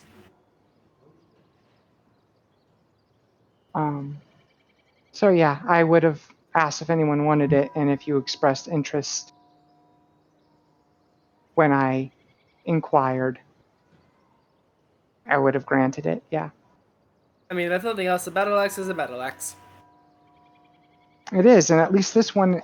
I don't know if your sword was magic, but this one is magic, so Very cool. that even if you're not fighting a plant creature, a lot of things have DR. Like, unless your longsword is magical or silvered, you cannot hurt a werewolf. Hmm. But even though this axe isn't silvered, the fact that it is magical means that you can hurt the werewolf. So Cool. it still matters. Question? Also, it is cooler, Exactly. which is the most important that. stat that a character can have. Mm-hmm. Shield and battle axe, the perfect pair. But anyways, the yeah. tiefling said to the orc. Exactly. Then I think at this point, Dratari is the only good aligned character. Am I? I'm fairly certain I'm true neutral, like my goddess is. I still But have mine set to. your dark gifts have shifted you towards evil. Where do I even find Have my they? alignment on D&D Beyond? Under description. Mm. Description, background, characteristics. I was neutral good, so if my dark gift shifted my alignment a step towards neutral, then I am now true. Then I am now true neutral. Should I make that change, Paul? Yeah. Okay. Okay, I I'm- guess I'll make that change too, because I was also neutral good. I'm pretty sure I'm either like lawful good or neutral good. One of the two. Still good, but either lawful and neutral. I mean, let's But face you're it. also, the two of you are also showing up as evil with a detect good and evil spell. Right. Oh, so we're actually evil. Evil. Yeah. No, Right. we show up as your alignment one slot towards evil, but as far as detecting spells like detect good and evil, y'all are popping up as evil. Okay. yeah. If you put a helm of opposite alignment on a succubus, because they are a fiend, they will still pop as evil even though you forcibly switch their alignment to good. Their actual alignment became good, but they still pop evil. We have evil magical energy, evil aura coursing through us now. Actually, wait. As a tiefling, then would I still actually show up as evil myself if I No. do divine sense? You have fiendish heritage, Yeah. So. but Oh crap. but not enough to saturate the energy of your being. Hmm. Anyways. So yeah, my computer decided to crap out for a second, so I didn't quite catch the last bit there. What y'all were doing before Whereas I'm asking about the having battle axe. every technical difficulty too. So Right before we discussed the battle axe, people had gone to the bathroom. Right before that, this town's burgomaster was walking home, and we were going to walk forward and do other stuff. Alright. We could go check out that shop at some point. Yeah, I want to hit the shop before we go to the Abbey, especially because it's basically on the way. Yeah, shop out first. out of curiosity, looking at the switchback path up the mountain, I don't necessarily have a clue as to how tall the mountain is out of character or how extensive that path is. How nasty of a trek does that look like it would be? it does look like it'll be long and arduous. I could send you a piece of art in chat that is honestly probably not going to help a whole lot as far as the specific question you're asking. I live in central Illinois. When someone in central Illinois asks you how far these 2 points are, we answer it by saying how long it takes to drive there. How far is it? About half hour's travel. That's how we talk. That's how we think. So 700 werewolves. So Looking at to that image, rephrase my to question. the switchbacks will probably just be a few minutes of walking. It's you can't really see the foot of the switchbacks because of the trees and the homes in front of you, in between them and it. But it seems to be like quite a bit of feet. I'm trying to read this here, and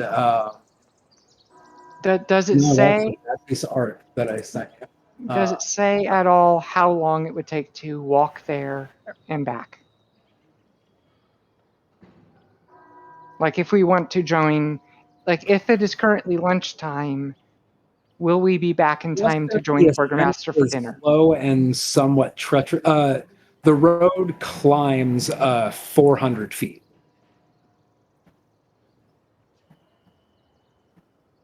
So that's not that bad. Only 400 feet. Wow. Yeah, So so it would take just a it's handful like of minutes. half as high as the thing that Stormy carved stairs into.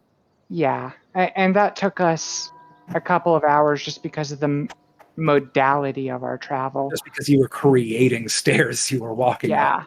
Yeah. So yeah, we could go to the Abbey and back. Total round trip time being like half hour. It is close to 11. It seems like Drotar is still having technical difficulties. I feel like I definitely prepped a whole lot more than we got through this session. So I feel like we haven't even got to the bit that I prepped yet. So that's kind of the only reason why I want to continue going. But I know Scout's feeling a little sick, and I know Steven and Brooke, you're later than it is here. So if we wanted to call it there, we could. Oh, I just noticed that Dratari is here, just the camera is off. Yeah. I don't have a problem one way or the other with calling it before we get to the actual Abbey.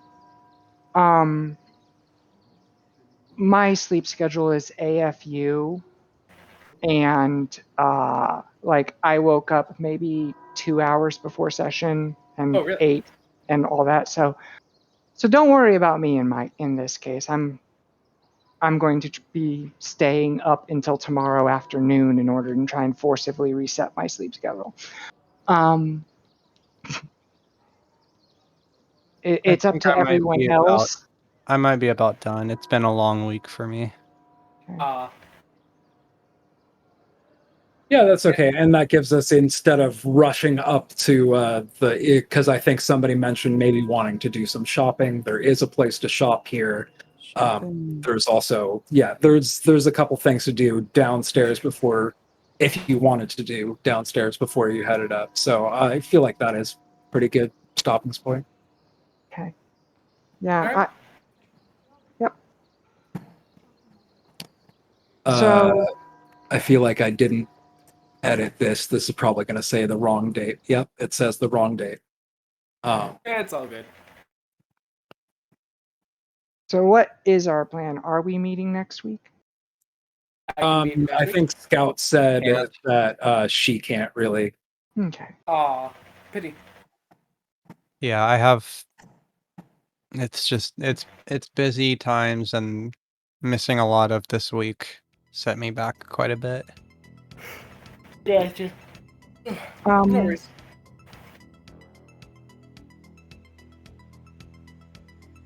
Yeah, there's the whole Abbey for next time. I guess we'll have to check in a week or so, or in the next few days about what. I'm pretty free when in our next July. episode will be. It looks like at the moment I have every weekend free in July. Oh, cool. So maybe we could fit in that double. Yeah, Oh, maybe or we'll July, try to do next month. Whatever happened to Adrian? Adrian? Was that the driver, Adrian Mardikoff? I feel like he probably went to start unloading the wine somewhere. And unless you interrupt him, he'll probably finish unloading his wine and then return to the winery. Okay. Well, I was wanting to make sure that none of the Corvid's clan and kin were around so that on our way to the shop I could have the quick conversation with our party, and I'll have to save that till next session. Was that But the yeah. Stormy Stealing convo? Yeah, that one. I think we might have an intervention. Yeah. What makes my way of living any more wrong than yours. And Tegan, Stormy, my upbringing was Tegan yours. has definitely dealt with people in her village that, as much as she likes to make her village seem picturesquely utopian in certain ways, there is some discrimination. There is some issues between people that causes, like, this family doesn't like that family, and so they try to get them blackballed from getting the same supplies that everyone else gets, kind of crap. And those kids end up justifying the prejudice because in order to manage to make up the supplies that they're not being fairly given, they have to do what they have to do. And Tegan has definitely seen that, and Tegan is not going to moralize and condemn you. Frankly speaking, there's no way, shape, or form in which I could possibly make myself play a character that was like that. But much like with what Jatari, what Well, Stephen was saying. Dratari, I know, is lawful, so that makes perfect sense. Well, what Yeah. Stephen was saying about not stealing from people who are already going through misfortune and trying to return refugees to their home, taking stuff from them in these circumstances as they're trying to rebuild is bad form.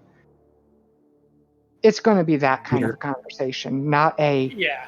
Tegan is not going to go from asking you to steal stuff off the Burgermaster of Vallaki so that we can go raid his home and steal shit from his house, and encouraging you to take the candlesticks and crap because fuck that guy. Tegan is not going to turn around and go, and no stealing! I mean, admittedly, Fuck yeah, Jatari's steal gonna- this guy's shit. But stealing is bad. Nah, it's not going to be like that. admittedly, Jatari's also in that weird middle ground. Like, let's face it, she's more chaotic than a paladin really should be, but that's also backstory reasons. But yeah, no, she's still gonna be like, dude, they're helping us. Yeah. Well, Sunny's got plenty of reasons why, Oh, I'm sure. and most of them are greedy. I'm sure. Also, you didn't discuss numbers, but he did do the slightly dickish move. You don't know if this was intentional or not, but he definitely oversold how much coinage was missing. It was like somewhere between 300 to 500 coins worth of mixed coins. He said like 1,000.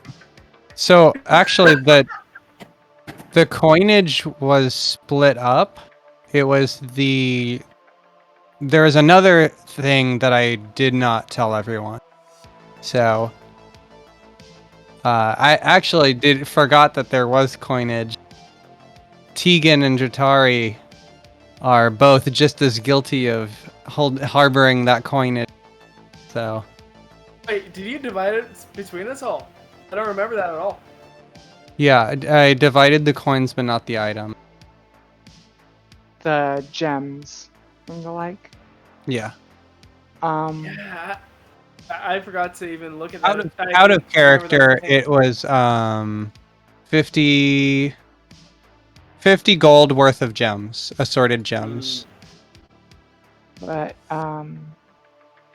So actually, not even a whole lot compared to and the cash that it has. and for the record, make sure you mention that because you did admit you found some gold and you did spread it around and we took it, but it was a small amount, and what that guy said was not a small amount. And that's actually part of what Tegan is kind of miffy about, is that she is now under the assumption that you really robbed these people blind, not just took... Also, like, I did split it up, right? Yeah, you did. Okay, cool. Yeah, I just forgot. Because I was below 50 gold when we left Vallaki, but now I'm at 77. So that came from somewhere. Okay, cool. But 'Cause yeah, I do you have did. a You lot did. of gold, but I think Yeah. that's because I never spent any because Ricky bought my armor. You did spend a decent chunk. Because I still have it marked that I owe you 150 of what helped purchase my bag. And Manu I owe like 250. Do you? Yeah. You guys all shelled out big. My haversack, my bought handyman's fan 2,000, pack right? is a party item. It is not mine. Because it was a party paid for investment. And So. speaking of which, though, one thing that might not be a bad idea then, I don't know what kind of town this is, but it might not be a bad idea to see if they have any like mail armor or anything like that, since I'm pretty sure I'm proficient in that. Yeah, I could stand to upgrade my armor too, because I'm actually proficient in medium armor, but I'm still only wearing light. But Too, actually. I don't know what's available at that store, but I highly doubt it. But we shall see. And we'll have the brief conversation that we've basically already had out of character. We'll have it quickly in character at the start of next session, and then get to the shop and do our business there, and then head up to the Abbey and try not to kill or get killed in the church this time. As you do. Well, I mean, so far we've been in 2 churches. One had a vampire spawn in the basement. We knew something was up with the church. We tried to investigate. We fought the priest's vampire spawn child in the basement to basically a standstill, a retreating standstill. We didn't take it out, and it's still there, and none of us went down that time. The next church we went to had already had Saint Bones stolen, and later the next day, Strahd destroyed those bones and killed the priest. Our track record with holy sites in this area has been Oh, great. pretty fucking bad. Absolutely stellar. Yeah, We've had and a- technically the had a third priest holy trouble. site we went to was already desecrated and was in the middle of being used to summon some kind of a ritual, and we had to kill a bunch of druids to stop it. Yeah. You know, also as a complete side note to all this, how does the economy work? Like, in terms of, so you found 12 gold. So between all of us, that was like 12.5 gold pieces worth per party member. What you found. So, like, what does that translate to silver and copper, electrum, etc.? Well, everything but Electrum, it's just like 10 times less than the one above it. Electrum Okay. is like 5 silver. It's like a half gold. Okay. And only certain cities in Toril even use that system of currency. I hate math, so I wasn't going to use it in my homebrew world. Yeah, Fair no. enough. Yeah, it's metric. That makes that easy. Pennies, dimes, dollars, and tenors. But And Electrum are double And tuning. 50-cent pieces. yeah, So if it's 0.5 gold, it's 5 silver. yep. Cool. That makes that easy. Which is accurate, especially if you know what Electrum actually is. In lore, I do not. I'm still pretty new to D&D. Electrum in the real world is a gold-silver alloy. Oh. I didn't know Electrum was not a fantasy RPG thing. Nope, it's a real. It's not a metal in and of itself. It only exists as an alloy. Okay. And it is. It's you mix gold and silver together, and you get electrum. Hence, the conversion rate actually makes sense. Also, just for since we're kind of in the chill zone where it's after the episode, I understand if you're doing other ceremonies, it makes sense, but why is it that blessing a vial of water is 25 silver? Buying a vial of holy water costs 50 gold. So spending 25 gold worth of silver is half the creation cost, which is what crafting anything costs you. Oh no, but I'm saying that more like if you already had a vial in terms of saying, hey, we're in a winery, we have the bottles there. We could use one of those bottles to just do the blessing in. Well, certain spells in D&D require specific material components that have a specific gold cost. But I think they're talking about it in terms of like logically and not rules. In the real world, historically speaking especially, you had to actually buy special anointed oils in order to do the blessings and sanctifications. You had to have the proper incense, and that shit wasn't cheap, especially not to ship around. So in the real world, blessing things and doing those kinds of ceremonies, especially in ancient Catholicism, it wasn't free. There were reasons for the church gathering tithes, albeit they overgathered and overcharged. But this is not the time or the place for that. Systemically, in Dungeons and Dragons, there has always been a cost to making the vials of holy water. And that is because the holy water is an expendable item that deals damage, and all the expendable items that deal damage have costs associated with them, both in time and in gold. Alchemist Fire costs 25 gold worth of materials to make, and it deals basically comparable damage.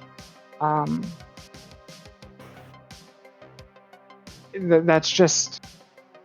I'm not going to say it's a balancing thing, because then you get into arguments about what is or isn't balanced or how balanced stuff is.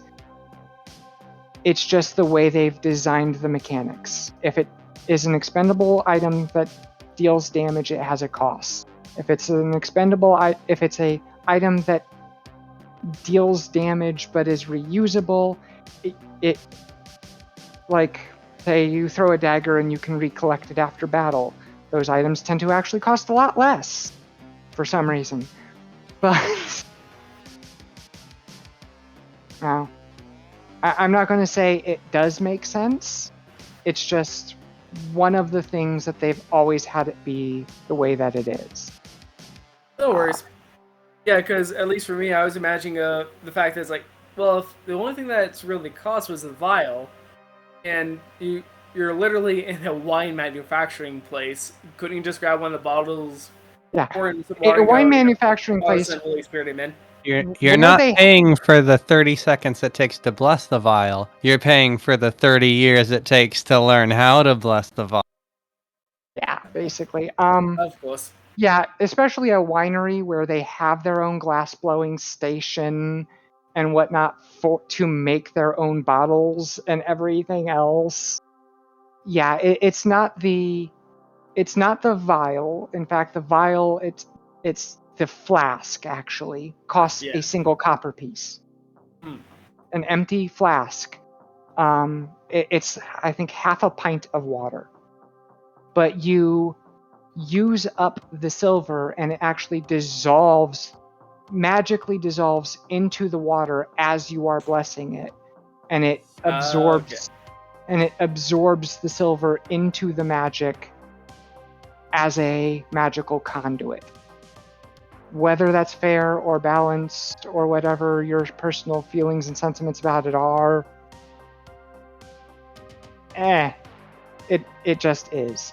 Don't worry, it just turned to blue.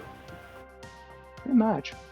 But yeah, it does cost what it costs.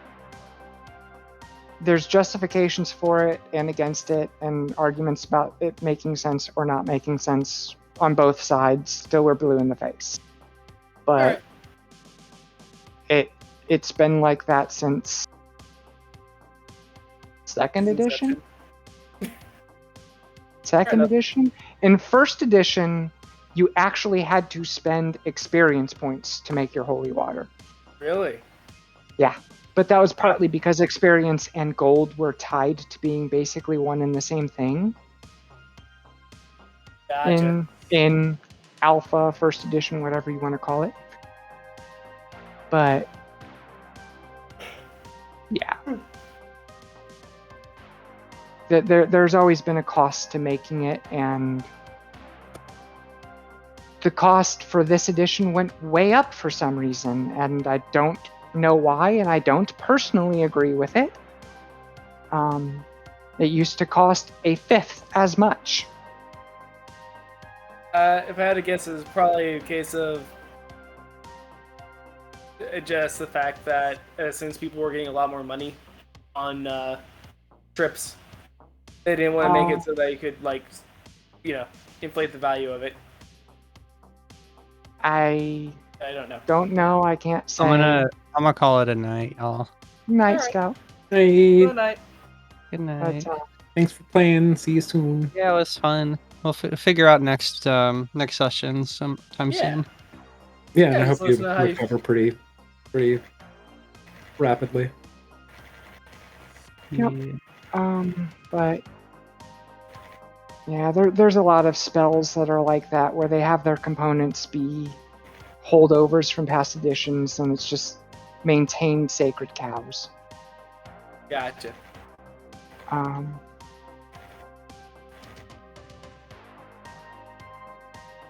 As a side note, it was kind of fun to have you try to quickly summarize all our characters in like, hey, how well do you trust each one? I mean,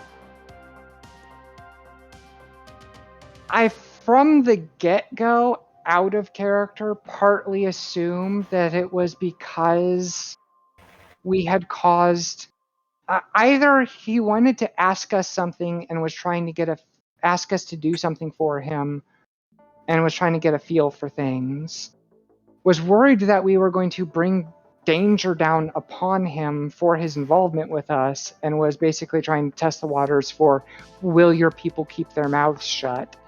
Kind of situations. Right. Or it might have had to do with the damage we dealt to his property, and possibly if we had taken something. At the time, I didn't remember that we had, in fact, taken something. And I am saying we at this point because... Fair enough. Because, yes, it was Scout playing Sunny who did that. Oh, yeah. But there was some distribution to the party members of a part of those spoils. And I don't remember, after I watched the video of the deck reading, which I already have queued up to when Paul started having the Ava, I think was her name, start pulling cards. I don't think I was recording video at that point, was I? It You was were just not. audio at that No. point. You were not. Yeah. That's a bummer because I worked really hard on the visual presentation of that scene, of the cards actually popping up. Yeah. It when was she's it was Hey. actually the episode after the old Bone Grinders when you started capturing video. Yeah, Hmm. and in the middle of you doing the reading, I actually interrupt your reading in order to say, I just now noticed by flipping back and forth between the various tabs that you're doing all of this, and it Yeah. is really cool, and I appreciate it. And yeah, So that's right there in the audio file, but it's right at the very end of, like, I'm at 4 hours and 4 minutes on the second episode is where I am, right at the start of the card reading. And Yeah, I was really anxious to rush that card reading in as close to the first episode as possible. but yeah, it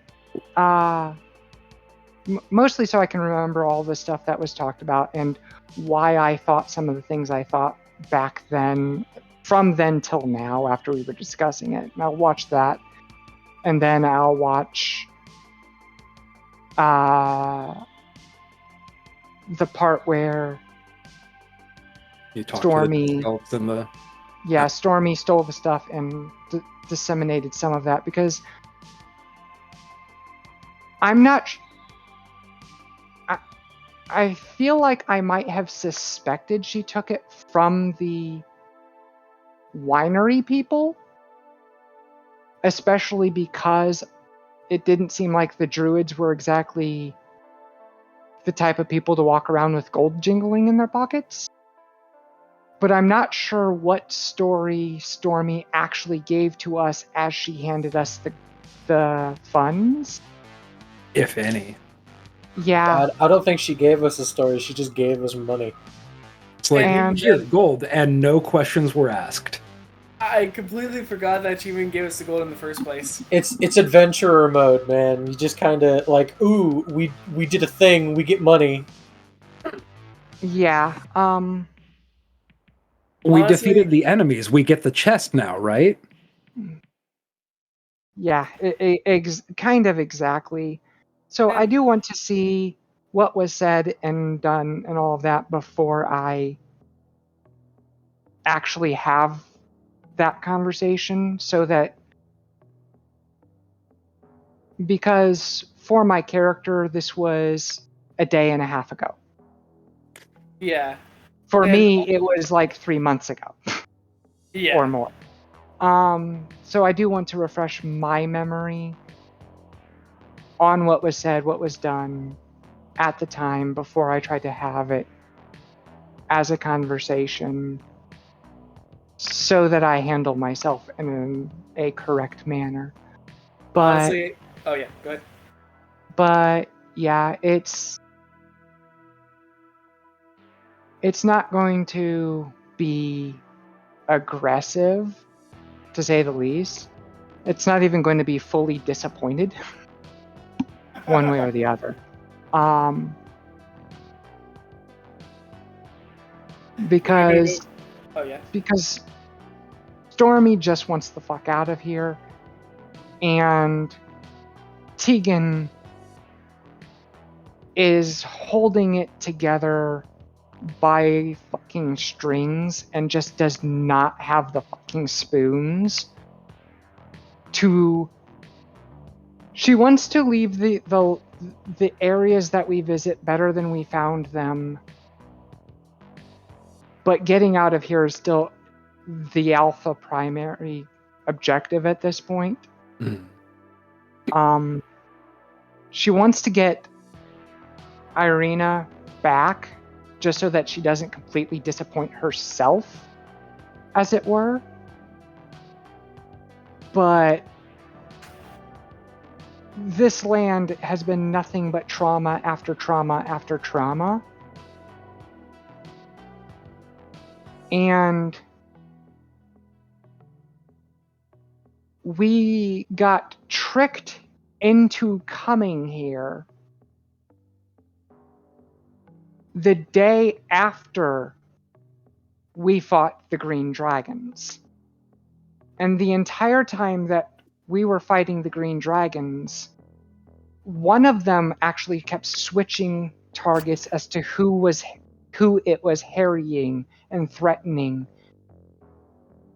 Tegan had the same one in her face almost the entire fight, facing down this green dragon, trying to kill her, and she was just doing everything she could just to try and survive. And that was the scariest thing she'd had to deal with in her life by such a massive margin to that point. And then we got tricked into coming here, and immediately the fight with the wolves. And things have just gone downhill further and further since then. And Tegan is just so fucking out of spoons and tired and done, and is doing everything she can to pretend that she's stronger than she is, and pretend she still cares and is good and all of that, mostly because she's trying to trick herself. She's doing good things not out of goodness in her heart, but because she's still trying to prove shit to herself. Which, when Madame Ava called her out on that point blank, was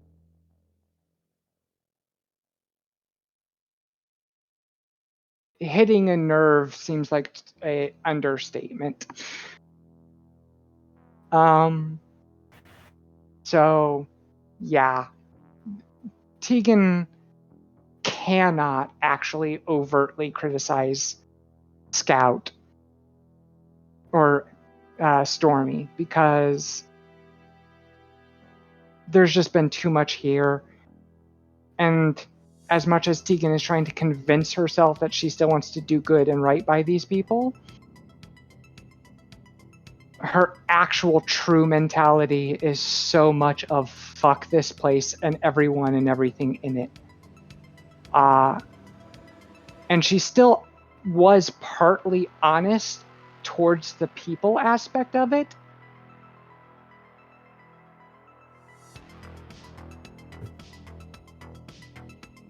Until we were rummaging through the house of the burgomaster of Vallaki and finding out just how bad his kid actually was. And her suspicion kept picking up further and further and further, and that's when it occurred to me, much less her, we should probably investigate the Wachter house while everyone's distracted. Just because there was this little niggling thought of suspicion. And we went to the basement, and as we were already tired and drained and everything else, we had to fight a bunch of freaking skeletons that she had guarding her secret cult ritual room. Look, it was a book club, okay? Yeah, as we all know. With an evil devil summoning magic circle in the center of it. It was just Yeah, a star. it's a book It was club. just a star. It's just a belt decoration. buckle, Mom. I made got it her at Hot Arcana Topic. check. That wasn't for the undead. They were up to a lot of no good. And we don't know the full story, I will grant. And for all we know, the members of that little club might not know the whole story. They might just be fucking tools being used by her. Or one of them might be manipulating her. We don't know. We never found out. She might be trying to use this demonic magic summoning circle thing to try and summon the energy into the circle out of her comatose child, and it actually all is on the up and up. I doubt it. Tegan doubts it. But we don't know. But that was it for Tegan. That was the last blow of her trusting people in this land. Yeah, deposing Lady Wachter is actually on my checklist of things to do after we kill Strahd. And like Tegan is willing to give the Ravens a lot of credit because they tried to warn us at the bone mill. They really went out of their way, squawking at us, signaling to us everything they could outside of outright revealing themselves to us, landing in front of us, transforming and saying, "Don't go there. It's dangerous." Like they did everything up to that to signal it is dangerous. Don't go there. But they And- were turning kids into pastry, so Yeah. Wait, Well, that's they also- didn't. or They didn't know. Or maybe that they knew that there was a level up there and they wanted it for themselves. that, and that's also another thing on my checklist is to. but nevertheless, and then you have Muriel, who's a member of clan, if not directly kin, of most of the others that we met. They are part of an organization of similarly afflicted creatures. And aside from the fact that she poured a health potion down my throat, she actually followed that up by she stood in front of me and engaged the vampire spawn in melee, taking damage herself that otherwise would have been directed at me if she had just run, and I would have been re-killed. But that said, while they've earned a lot of credit from Tegan because of those exchanges and several others, at this point, Tegan's assuming anyone who's from this land is up to something. Everyone has an agenda here. and oh yeah, It's that case of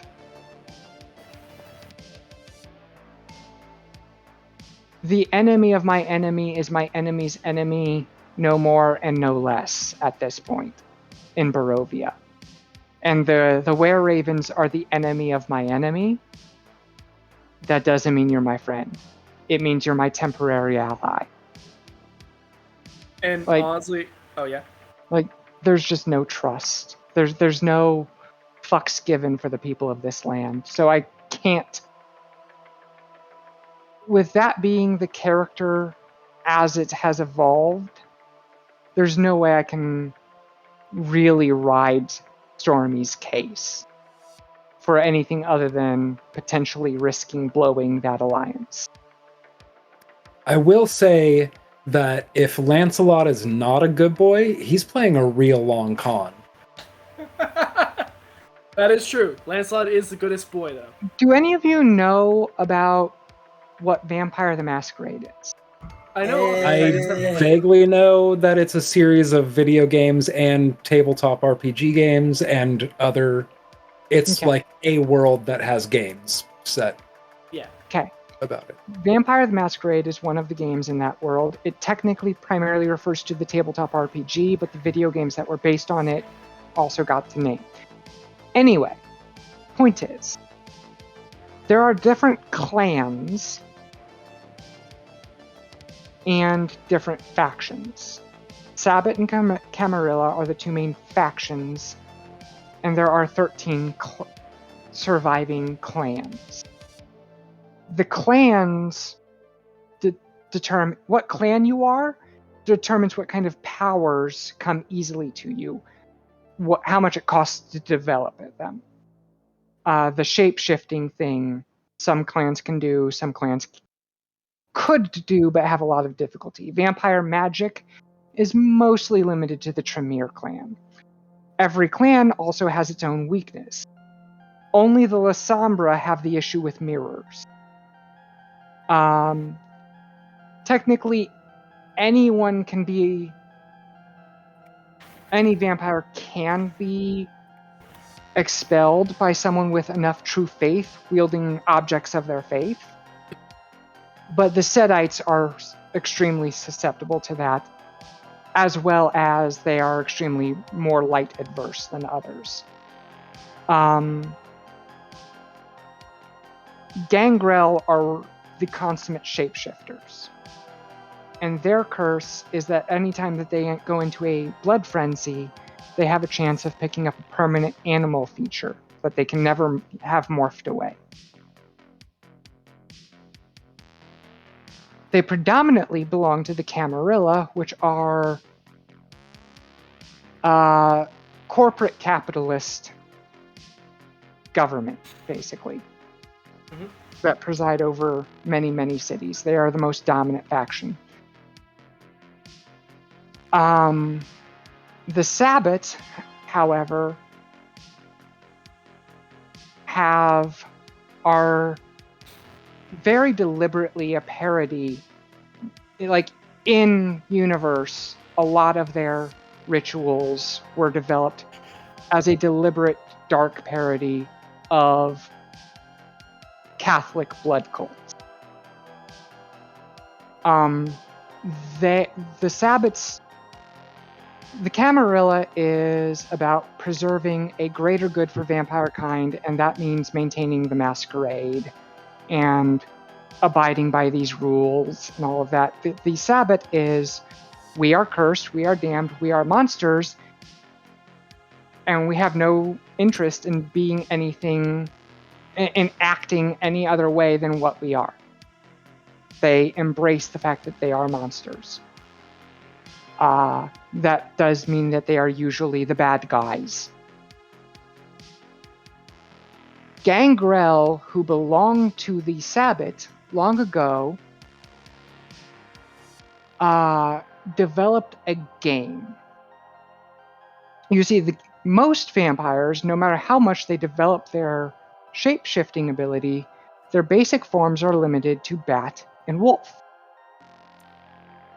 Gangrel, when they are learning their shape-shifting, choose one flight form and one fight form.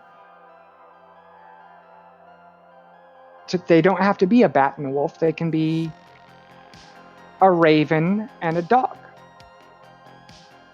They can also eventually learn how to shapeshift into even more other forms and diverse forms and stuff like that. And so the Sabbat Gangrel play this game where they shapeshift into some poor, pitiful animal and roam the streets until a family adopts them and takes them in. They wait and Trojan horse the family until the family is in especially vulnerable states, where they start shapeshifting and killing off the family in ways that they are deliberately trying to inflict the most psychological trauma as these people die to the families that adopted the poor, miserable mongrel off the street. And the game is actually about your serial killer count within a time span.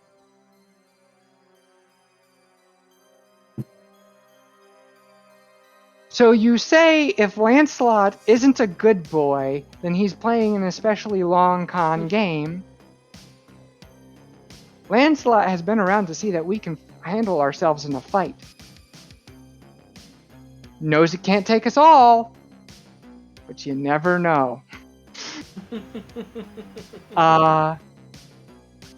We know Lancelot isn't a celestial fiend or undead, but could still be a Lamnia. They're a monstrosity. Evil tricksters and can illuze and shapeshift. We don't know. Can't know. Don't trust shit in Barovia. Honestly, at this point, I think Jatari is so new and like greenhorn to Barovia that she's still probably at the point like, oh, ha, la-di-da. Yeah, Yeah. Drashari probably just thinks that Lancelot is Manu's dog from home. I mean, admittedly, I thought Manu that... is Dorothy and this is Toto. Yeah. And they just found themselves far from home. I mean, admittedly, like, in character and probably even out of character, I thought that was supposed to be Irina's dog. Yeah, No, before you were here, it was like the first or second episode. I think it might have even been the first, where it's like the first village that they went to, the village that they picked Irina up from. Irina had a neighbor who was kind of one of the only neighborhood sounds in that village is a woman crying. and they went to go talk to her. Manu kicked to corner the door in, and the dog escaped through the door. They did wind up talking to her long enough to be like, yeah, my daughter's missing, please go find her. So that's on your list of started quests. Yeah, I still got that written down. And if that was in the first episode, the second episode opens with us waking up from the long rest in the Irina and her brother's house in order to go escort them and the corpse to church and do the ritual and all of that. And the first half of the episode is just us doing the funeral, followed by and us fucking around with the vampire spawn in the basement. That's all in the That's all in this, second episode. By which point Lancelot was already following Manu around. I only know all of this because I legitimately just started that episode so that I could find the card reading. Not gonna lie, part of me is still like, now retrospectively disappointed that I wasn't with the group. Get the card reading just because, like, oh, so now I need to learn about all the special weapons secondhand. But it's still fun. I still know, for beyond a shadow of my doubt, that until maybe last session, maybe the session before that, when Paul directly corrected me that we had heard reports of the mage to the north being spotted moving around and seen. I was in and out of I was out of character, and I thought in character under the impression that that person had succumbed to their wounds after the fight with Strahd. Basically was my understanding. And I also know for a fact that that we were either shown images or had visions of the staff being under basically a river. Where it had washed to after their fight, which was, I think, they fought on the top of a waterfall or something like that. Yeah. But, and I want to find where some of those events in these videos were so that I can piece together back why I had thought the things that I had thought. Because if we were supposed to have 3 tools and an ally, from the reading, I legitimately don't recall what the ally... I have the story up if you want to hear the Vistana's tale. Exactly what he said to you. It was, a mighty wizard came to this land over a year ago. I remember him like it was yesterday. He stood exactly where you're standing. A very charismatic man he was. He thought he could rally the people of Barovia against the devil Strahd. He stirred them with thoughts of revolt and bore them to the castle en masse. When the vampire appeared, the wizard's peasant army fled in terror. A few stood their ground and were never seen again. The wizard and the vampire cast spells at each other. Their battle flew from the courtyards of Ravenloft to a precipice overlooking the falls. I saw the battle with my own eyes. Thunder shook the mountainside, and great rocks tumbled down upon the wizard. Yet by his magic he survived. Lightning from the heavens struck the wizard, and again he stood his ground. But when the devil Strahd fell upon him, the wizard's magic couldn't save him. I saw him thrown 1,000 feet to his death. I climbed down to the river to search for the wizard's body to see if, he had anything of value. But the river Ivolus had already spirited him away. And then, but then there are also sightings of the Mad Mage. Yes, primarily from people in Vallaki have told you about sightings of the Mad Mage. So the initial thought was that he died, but then I had been under the assumption that they were separate people. I mean, I can see that. But I was corrected a session or two ago? They, it's you can kind of piece it together that it's the same person because they say he throws lightning bolts into the lake, like at fish.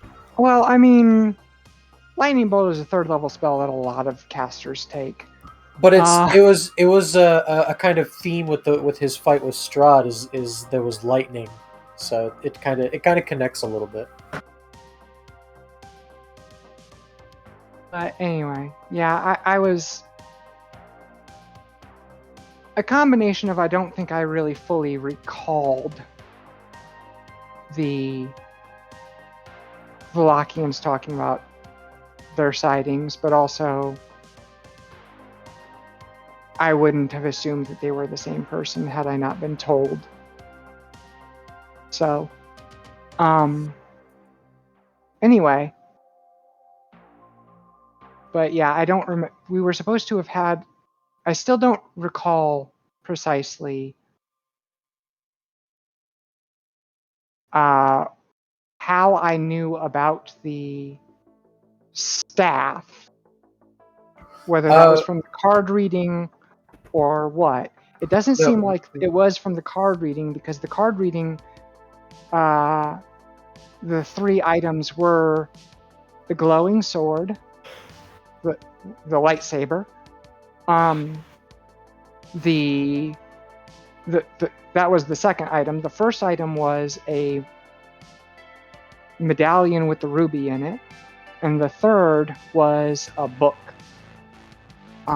We did swim the lake and try to find, like, if the stuff was there somewhere, but we couldn't find it. But yeah, there is one thing of not mechanical to the game significance that I'm not going to, but I want to retcon because I just didn't have the wherewithal. It's like, oh, you found this. This is what you found. Here's a big clue. But I didn't say it in the moment, so you didn't find it. Okay. But yeah, nevertheless, at some point in time, we had visions or something of the staff, and I'm pretty sure it was presented in the context of being the staff that mage had been using in that fight, had been washed downstream as was he. I think you might be thinking of Ricky used Talk to Plants to ask about stuff, and they said that the staff and spellbook had washed downstream. That might be it. Okay, well, Maybe. One way or the other, at the time I was under the impression that the mage was dead and we were directed to find his equipment and stuff, not him himself. Oh no, we weren't told to find his stuff. We did that on our own because we're greedy. Well, I mean, we were as much as directed to find stuff you can claim for any of the stuff from the card reading. We weren't directed to find the lightsaber, but we were told about it and we wanted to. But it is foretold.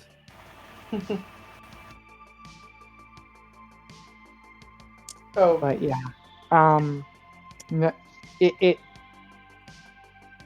it quite certainly is that case of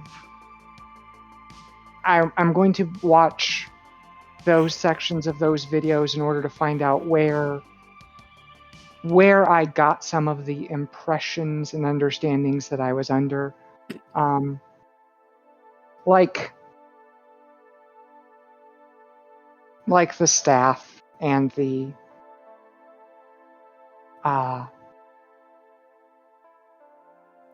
what I did and didn't know about those items. And you said that the reading woulda, coulda, shoulda been something about a location, an ally, and 3 items. And I remember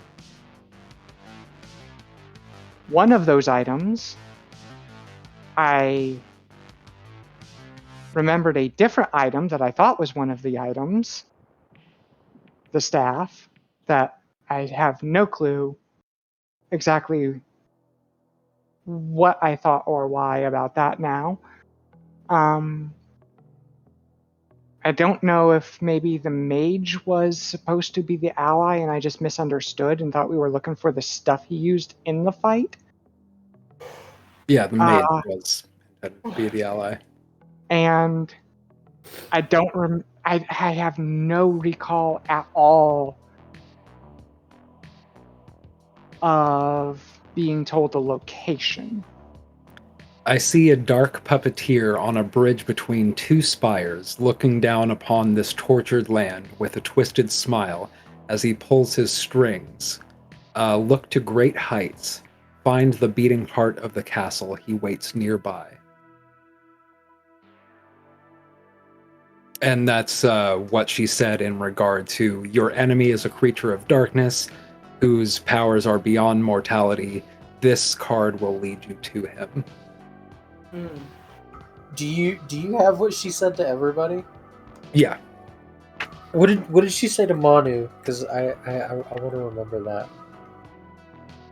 that. The one who blames himself for the loss of a friend. I fear this land may cause you to lose so much more. Oh no. It's happening. Now I wonder if it was a good or bad thing that Jatari didn't meet them. The fortune teller, I mean. Yeah, I do.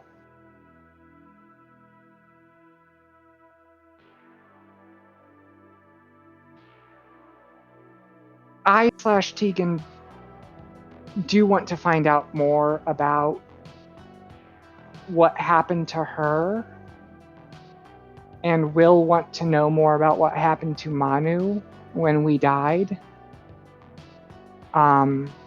She actually, while she knows that Manu went fully dead at one point, and she knows that she went fully dead, the concept that their experiences were or would have been different or even worth talking about hasn't actually entered her mind, because all three people that went down were people who were in some form or another in service to their god. Yeah, Stormy was the only one that didn't die, but that was just because She ran away. She was being an Olympic sprinter. Yeah, she was bolting it to the church. And Tegan's after effect, yes, it has a consequence, but it, as we have seen time and time again, is mostly a good thing. And what Tegan saw when she died was a large, mysterious, masked woman who is, in so many ways, shapes, and forms, a perfect match for the description of the goddess that Tegan serves. She still thinks that what rezzed her was her own goddess. But you serve the Raven Queen?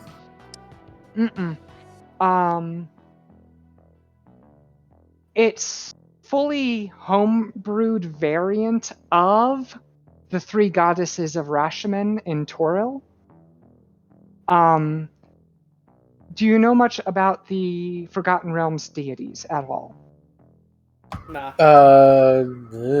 I'm not entirely sure. Okay, Meliki is the goddess of nature and the harvest. And Mistra is the goddess of magic. And I forget who the other one for the rest of Toril it is, but those three goddesses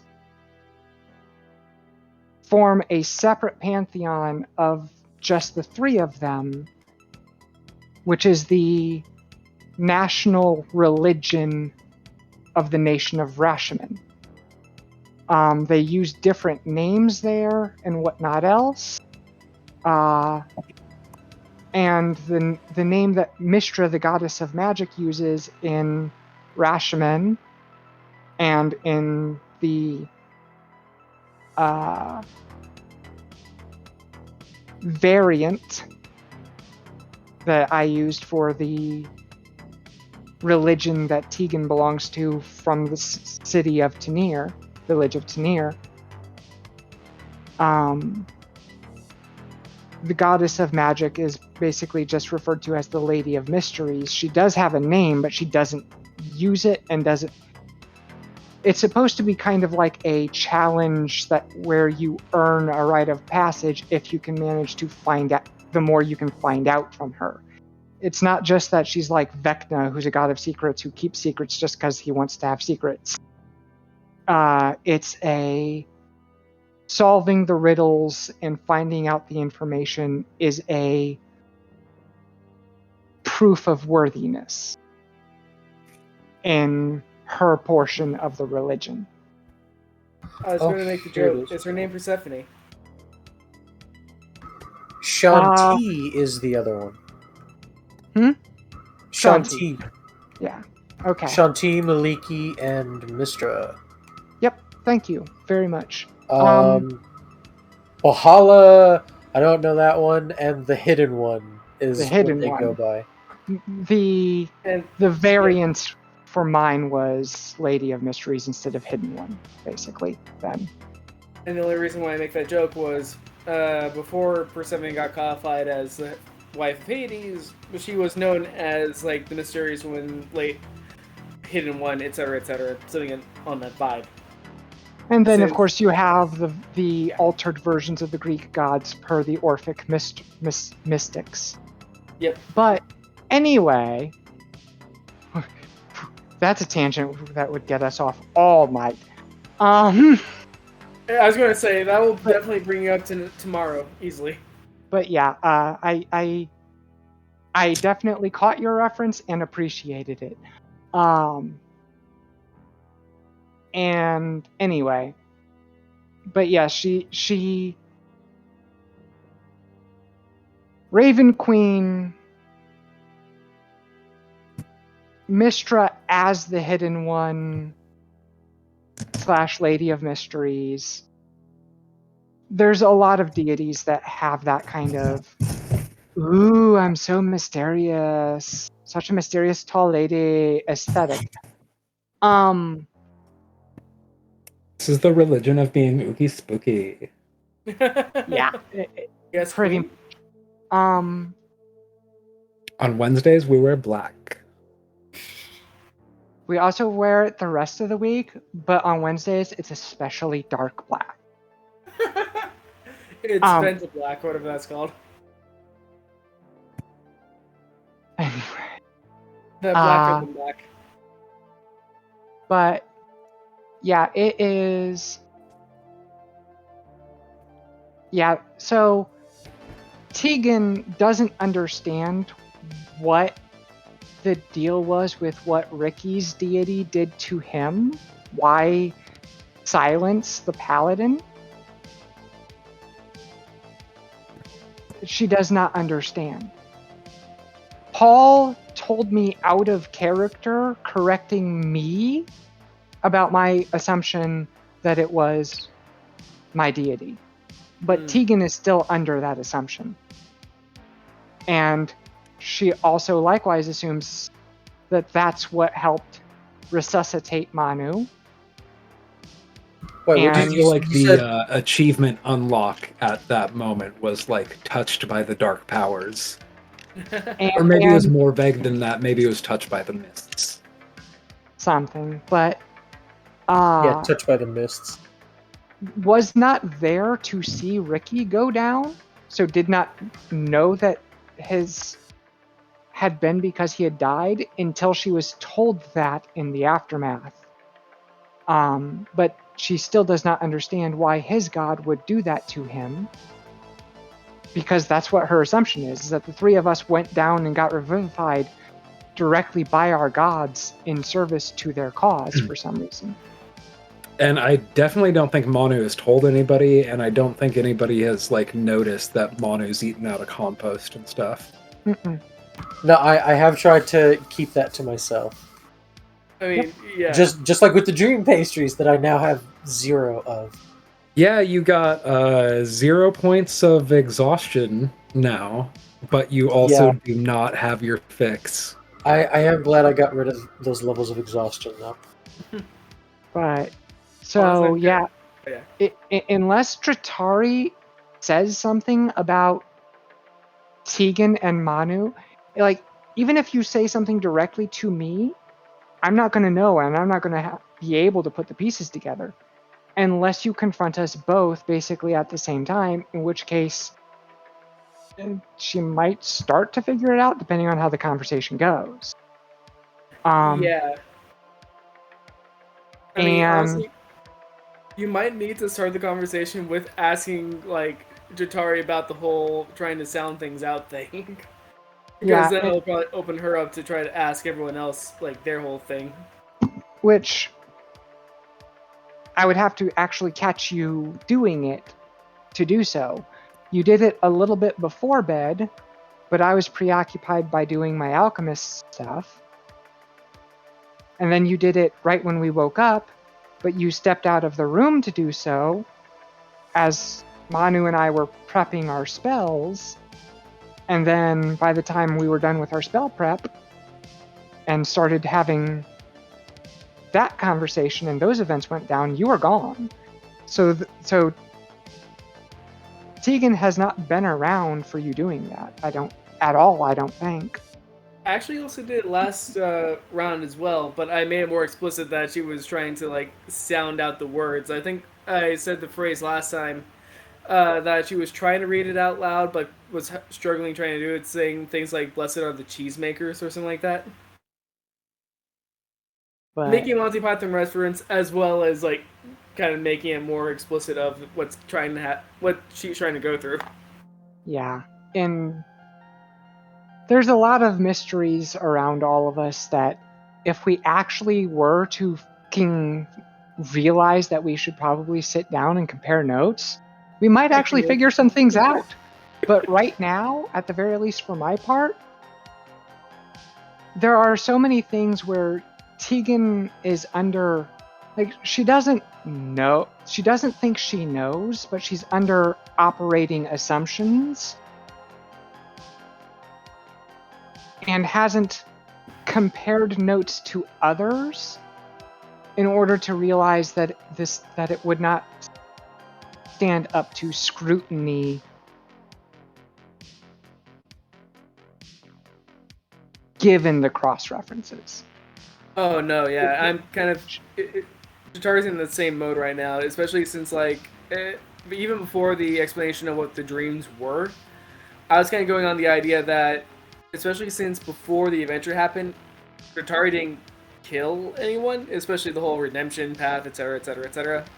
Outside of anyone that might have died in the fire, I'm now imagining that the way that the nightmares are going is essentially Metal Gear Solid 3 kind of thing of everyone that you've now have killed is now encountering you in your nightmare kind of thing.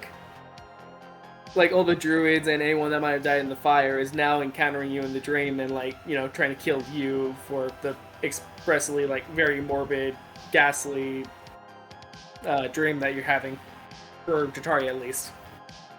Which is why she's now, like, making a point to, okay, do all the Hail Marys for people that she accidentally killed.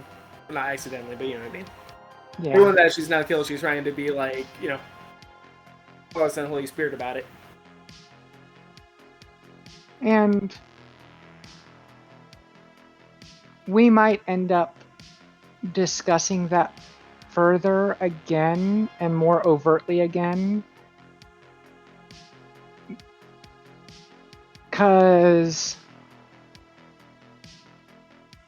Stormy and I have this entire time been having these vivid vision dream nightmares. Mm-hmm. Manu, because of the positive portion of the magical effects for the dream pastries, has had many a reprieve. But as those points of exhaustion can attest, when there's dream pastry abstainment, Manus are worse than ours. Yep. So now that Manu is going to be forced to cold turkey abstain, you might I'm end gonna up, find a way. yeah, you might end up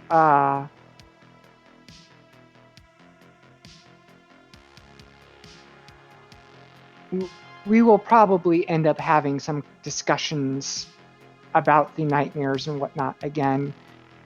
And actually, in point of fact, since we're going towards a sanctified area, and that is on my itinerary to ask the priest about,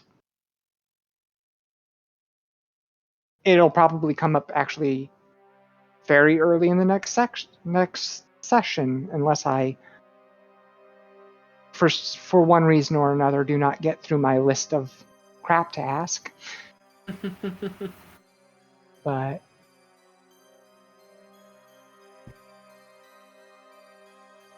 Oh, and just to make sure on that too, what I was saying earlier, I don't know if that's still in keeping to kind of the spirit of things, right, Paul?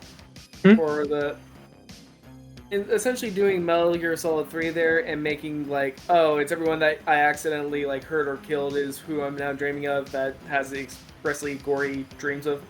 Listen, if you want to help me think of visually, psychologically traumatizing things to inject into your dreams, by all means. It is. Okay. I feel like there's definitely been a number of times where I've like just glossed over the fact that all of the characters have shitty dreams every single night. Okay. Just out of lack of creativity of having to come up with a different dream every single time you go through a long rest. So if you got something in mind, please. yeah, Yeah. and I can imagine. I never played that, Metal Gear Solid, so I don't know what specific reference you're saying, but I get the the PTSD of everyone you've killed vision of that. I get that. In the Metal Gear series, each game, you're fighting against a team of people, and they and each person in those teams either has a unique ability or unique equipment. In Metal Gear Solid 3, which is actually, despite the fact that it's called Metal Gear Solid 3, it's the 5th game in the series, and it takes place before all of the rest. Yep. I mean, I feel like a lot of old games are like, I feel like Final Fantasy and But I mean, all of the games are like.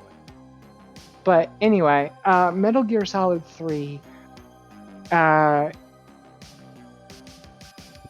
you are fighting against a team of people, and the first one has turned his suit into a hive for swarms of wasps that he can direct and control to an extent. Fear. No, Fear is the spider dude. The hornet dude is Pain. Pain, that's who I'm thinking of. Yeah, you're right. Fear has weird Japanese horror movie type spindly ass, long ass limbs, and he can jump around between trees and shit like that. And he uses crossbows with poisoned bolts. Yep.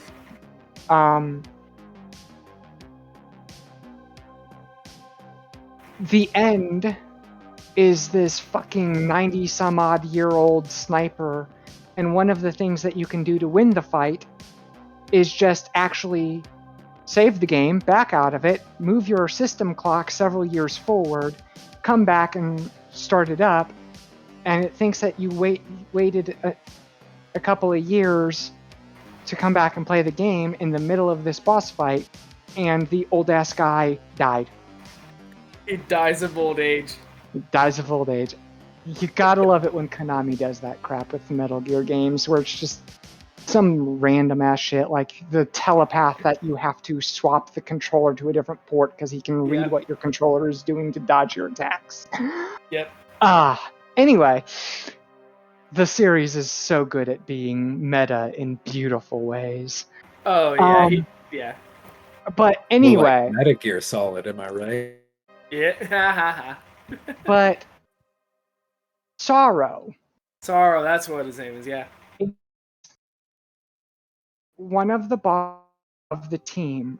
The thing is, when you fight him, he's already been dead for 10, 15 years, something like that. You've just been knocked unconscious, and you were knocked unconscious near a stream where we're trying to escape from enemy capture. And you're having this state hallucination thing where you're just walking forward along the stream. Well, in the Metal Gear series of games, you can do non-lethal takedowns, and sometimes you are forced to do some lethal takedowns. In Metal Gear Solid 3, pretty much almost everything you can avoid killing. Well, any humanoid, including the bosses that you may have killed or allowed to die, up to that point in the game, and it is pretty close to the end, will manifest along that stream that you have to walk forward as spirits walking the other way. So you might have a long, empty walk with maybe one or two people that did die that you could not save, because I think like Ocelot kills them. But, or if you've just carved yourself a bloody path through the jungle, it can be like trying to walk forward through a crowded subway tunnel. And every time you make contact with any of them, it causes you damage. So the more non-lethal you've been to that point in the game, the easier the sorrow is.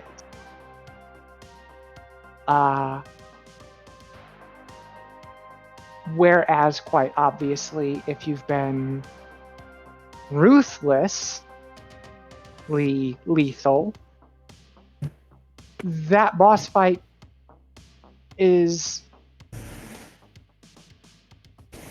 I can't... it's not a boss fight, because it's legitimately just walking forward through water while injured. But you get the idea. It is... Right. And fun fact on that one, there is a possibility where if you killed someone and a seagull starts eating them, and you kill the seagull, since they have the ability for you to eat animals and the like, because it's partly a survival game, and you eat the seagull, one of the ghosts that are coming towards you will say something to the effect of, "You ate me," because of the fact that you ate the seagull that ate him. There can be a lot of little moments like that. I can't remember if Sorrow happens before or after you have to fight Fury. I think it's before, but I can't recall specifically. I'm pretty sure it actually is before, but... Because I want to say that you fight the Fury after you lose your eye. I think you meet the Sorrow before. Because Fury is guarding your entrance into your underground entrance into the base. Yeah. So I think Fury is the last boss fight before the actual end game area. But the Fury is a member of that team also who his weapons are flamethrowers and incendiary bombs. He fights in a fireproof flight suit, and he can actually use compressed flame jets to not quite jetpack, but more like Star Wars stormtrooper jump packs. And he uses that to get around the battlefield. Yep. Good times. But yeah, all that to say, I'm imagining that Jatari's dreams are more or less just like her being haunted by the people that she killed, either intentionally or inadvertently. Fair enough. I mean, Just It's because less of that, like, gory and visceral than I've been describing some of the other dream sequences. oh yeah. I mean, between the dragons and the wolves, Tegan has some PTSD about teeth clamping at her.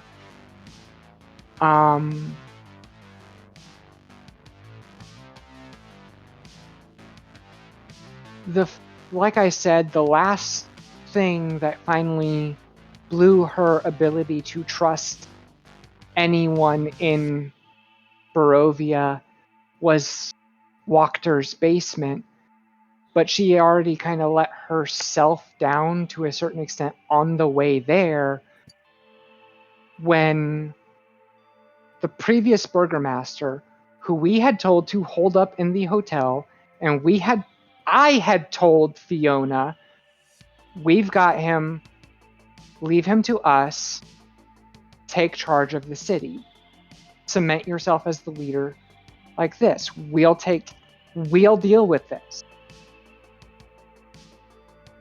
But then we went to his house to deal with the stuff there before his son got up to more no good. And the party split up, and the rest of the party went to go deal with something else on their way to Fiona's house, and only Tegan passed by and saw the crowd getting ready to slowly torture him to death, lower him into a fire foot first.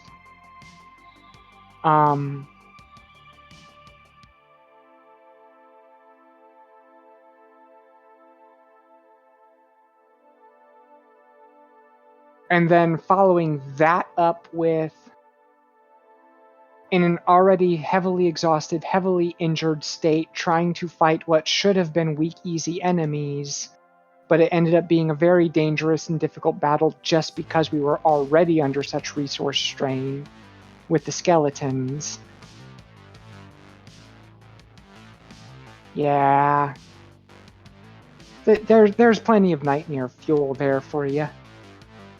But it's not the skeletons, it's the disappointment in others and the lack of trust. And it's not, and the fact that that came so quickly after she just basically abandoned a person to the depredations of the populace mob.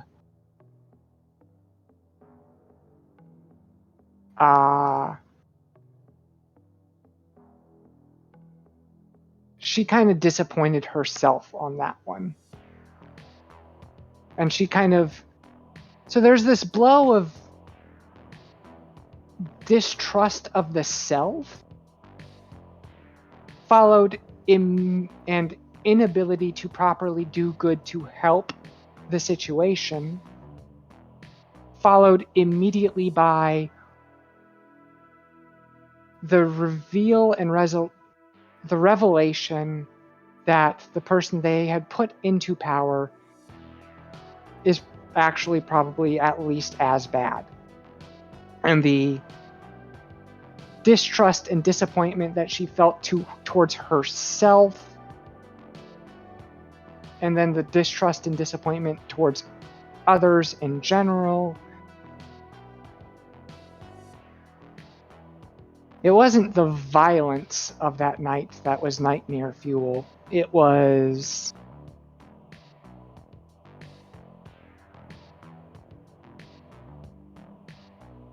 the situations. Actually, it's funny that you say that because I'm pretty sure Jatari had a line like that in there. Like, wait, you didn't actually properly vet her before we just put her into power like that? Especially since I think that was literally the first night that she joined y'all. Yeah, And I think I did explain at the time that it's like we haven't been here that long and we haven't had a proper chance to. And even if we had, with her being distracted and us having free reign of her house, we'll be able to find much more honest answers now than she would have freely given us. Yeah. Kind of situation. But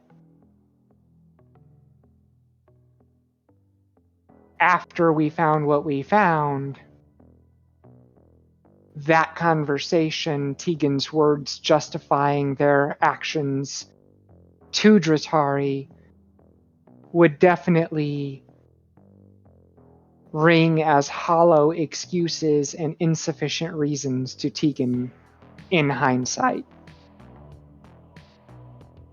But Tegan is also the only Tegan never told, I don't think Tegan ever told any of the rest of the party what she saw happening to the previous burgomaster. Or that she walked past doing nothing because she knew she was already spell tapped. Yeah. And by the time she met up with the party, it would have been too, rightly or wrongly, she believed it would have been too late at that point to go back and do anything. And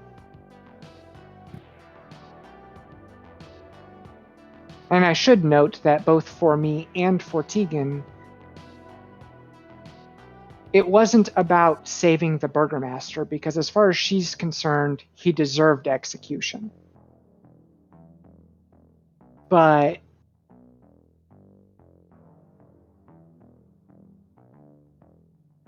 part of the lore that Paul set forth for the Queen's Coast, and I have mentioned this even in character before, after magic came back, there was a brief return to a rule of nobility. People who were abusing their power and exploiting the populace. And the populace managed to gather enough power to overthrow the nobility. They didn't kill them, they exiled them into the ocean, which probably ends up being the same result. But the thing is you don't live under that kind of rule and administration without there being some attempt for them to maintain power with fear and pain. And you learn very quickly that it fosters people with a bullyist mentality and attitude. People who enact state violence are changed by the violence that they deal to others. It's not just that torture changes because of the trauma the person who is tortured. The person who did the torturing is changed forever by it as well. Mm. And that's an important lesson, and from any piece of history or fiction that discusses the topic. And I can only imagine that at least some of the people that decided to exile their nobles instead of execute them, that there was some reasoning for that degree of nonviolence. And the fact that engaging in violence changes you, even if you did the violence for a good cause, can be a really damned good reason to not engage in, to use nonviolent means even when violence is effectively warranted. Tegan did not feel like she could do enough to stop those people from torturing him to death as a part of their mob action. She didn't want to save him from what they were doing. She failed to save them from what they were doing. Is kind of the attitude and mentality. Mhm. Deep thoughts. To be honest, especially considering the whole like peaceful creed that Jatari is supposed to be doing, I think she's kind of going through the same mode of like she should be doing better, which is why she feels she's deserving of all these nightmares. I'm assuming that for her, like she probably is even also like blaming this on her god of like, okay, her god is plaguing her with nightmares because she keeps killing people. I will say though that to our illustrious DM, Yeah. I was under what I now realize to have been a false assumption about the nightmares. Because at some points you had mentioned the contents of the nightmares, and you had mentioned kind of in passing that there had been intermittent generalized scenes of gore and violence, but it was also interspaced with visions of and about the land and environment that we find ourselves in. Correct. And in part, I think just because of my own assumptions out of character, it kind of seemed like or felt like any of those scenes of violence or gore would have been either the present or past, or possibly future, of Barovia, and not necessarily anything tailored to our own experiences, fears, traumas, etc. I didn't realize. I think the former is a pretty good guess slash way to flavor that, but did You heard talking. I don't know who that came I just from. heard somebody talking, and I wasn't sure if it was one of your voices or if my partner. You're fine. Just my phone went off for a I second. didn't catch whether it came from yours or not. I think it was from mine. Just my phone went off for a second. Okay. So anyway. Oh, I'll walk away. Oh, bye, Paul. Yeah, not gonna lie, I only just now realized this from you talking. Weirdly enough, the way that I'm trying to play Jatari is kind of, it's similar enough to how you're playing yours. I am but mine's a gonna lot have to dumber. excuse myself. It was lovely chatting. Y'all don't have to leave. I'll leave the music going, but yeah, I have to get going. And thanks for playing. And I'll get in touch soon about what time is next time. Sounds like a plan. Honestly, I'm actually just See going to be ya. logging off now. It's already 12:30, so I need to get to bed. Good night, y'all. Alrighty. Night. See you later. Bye.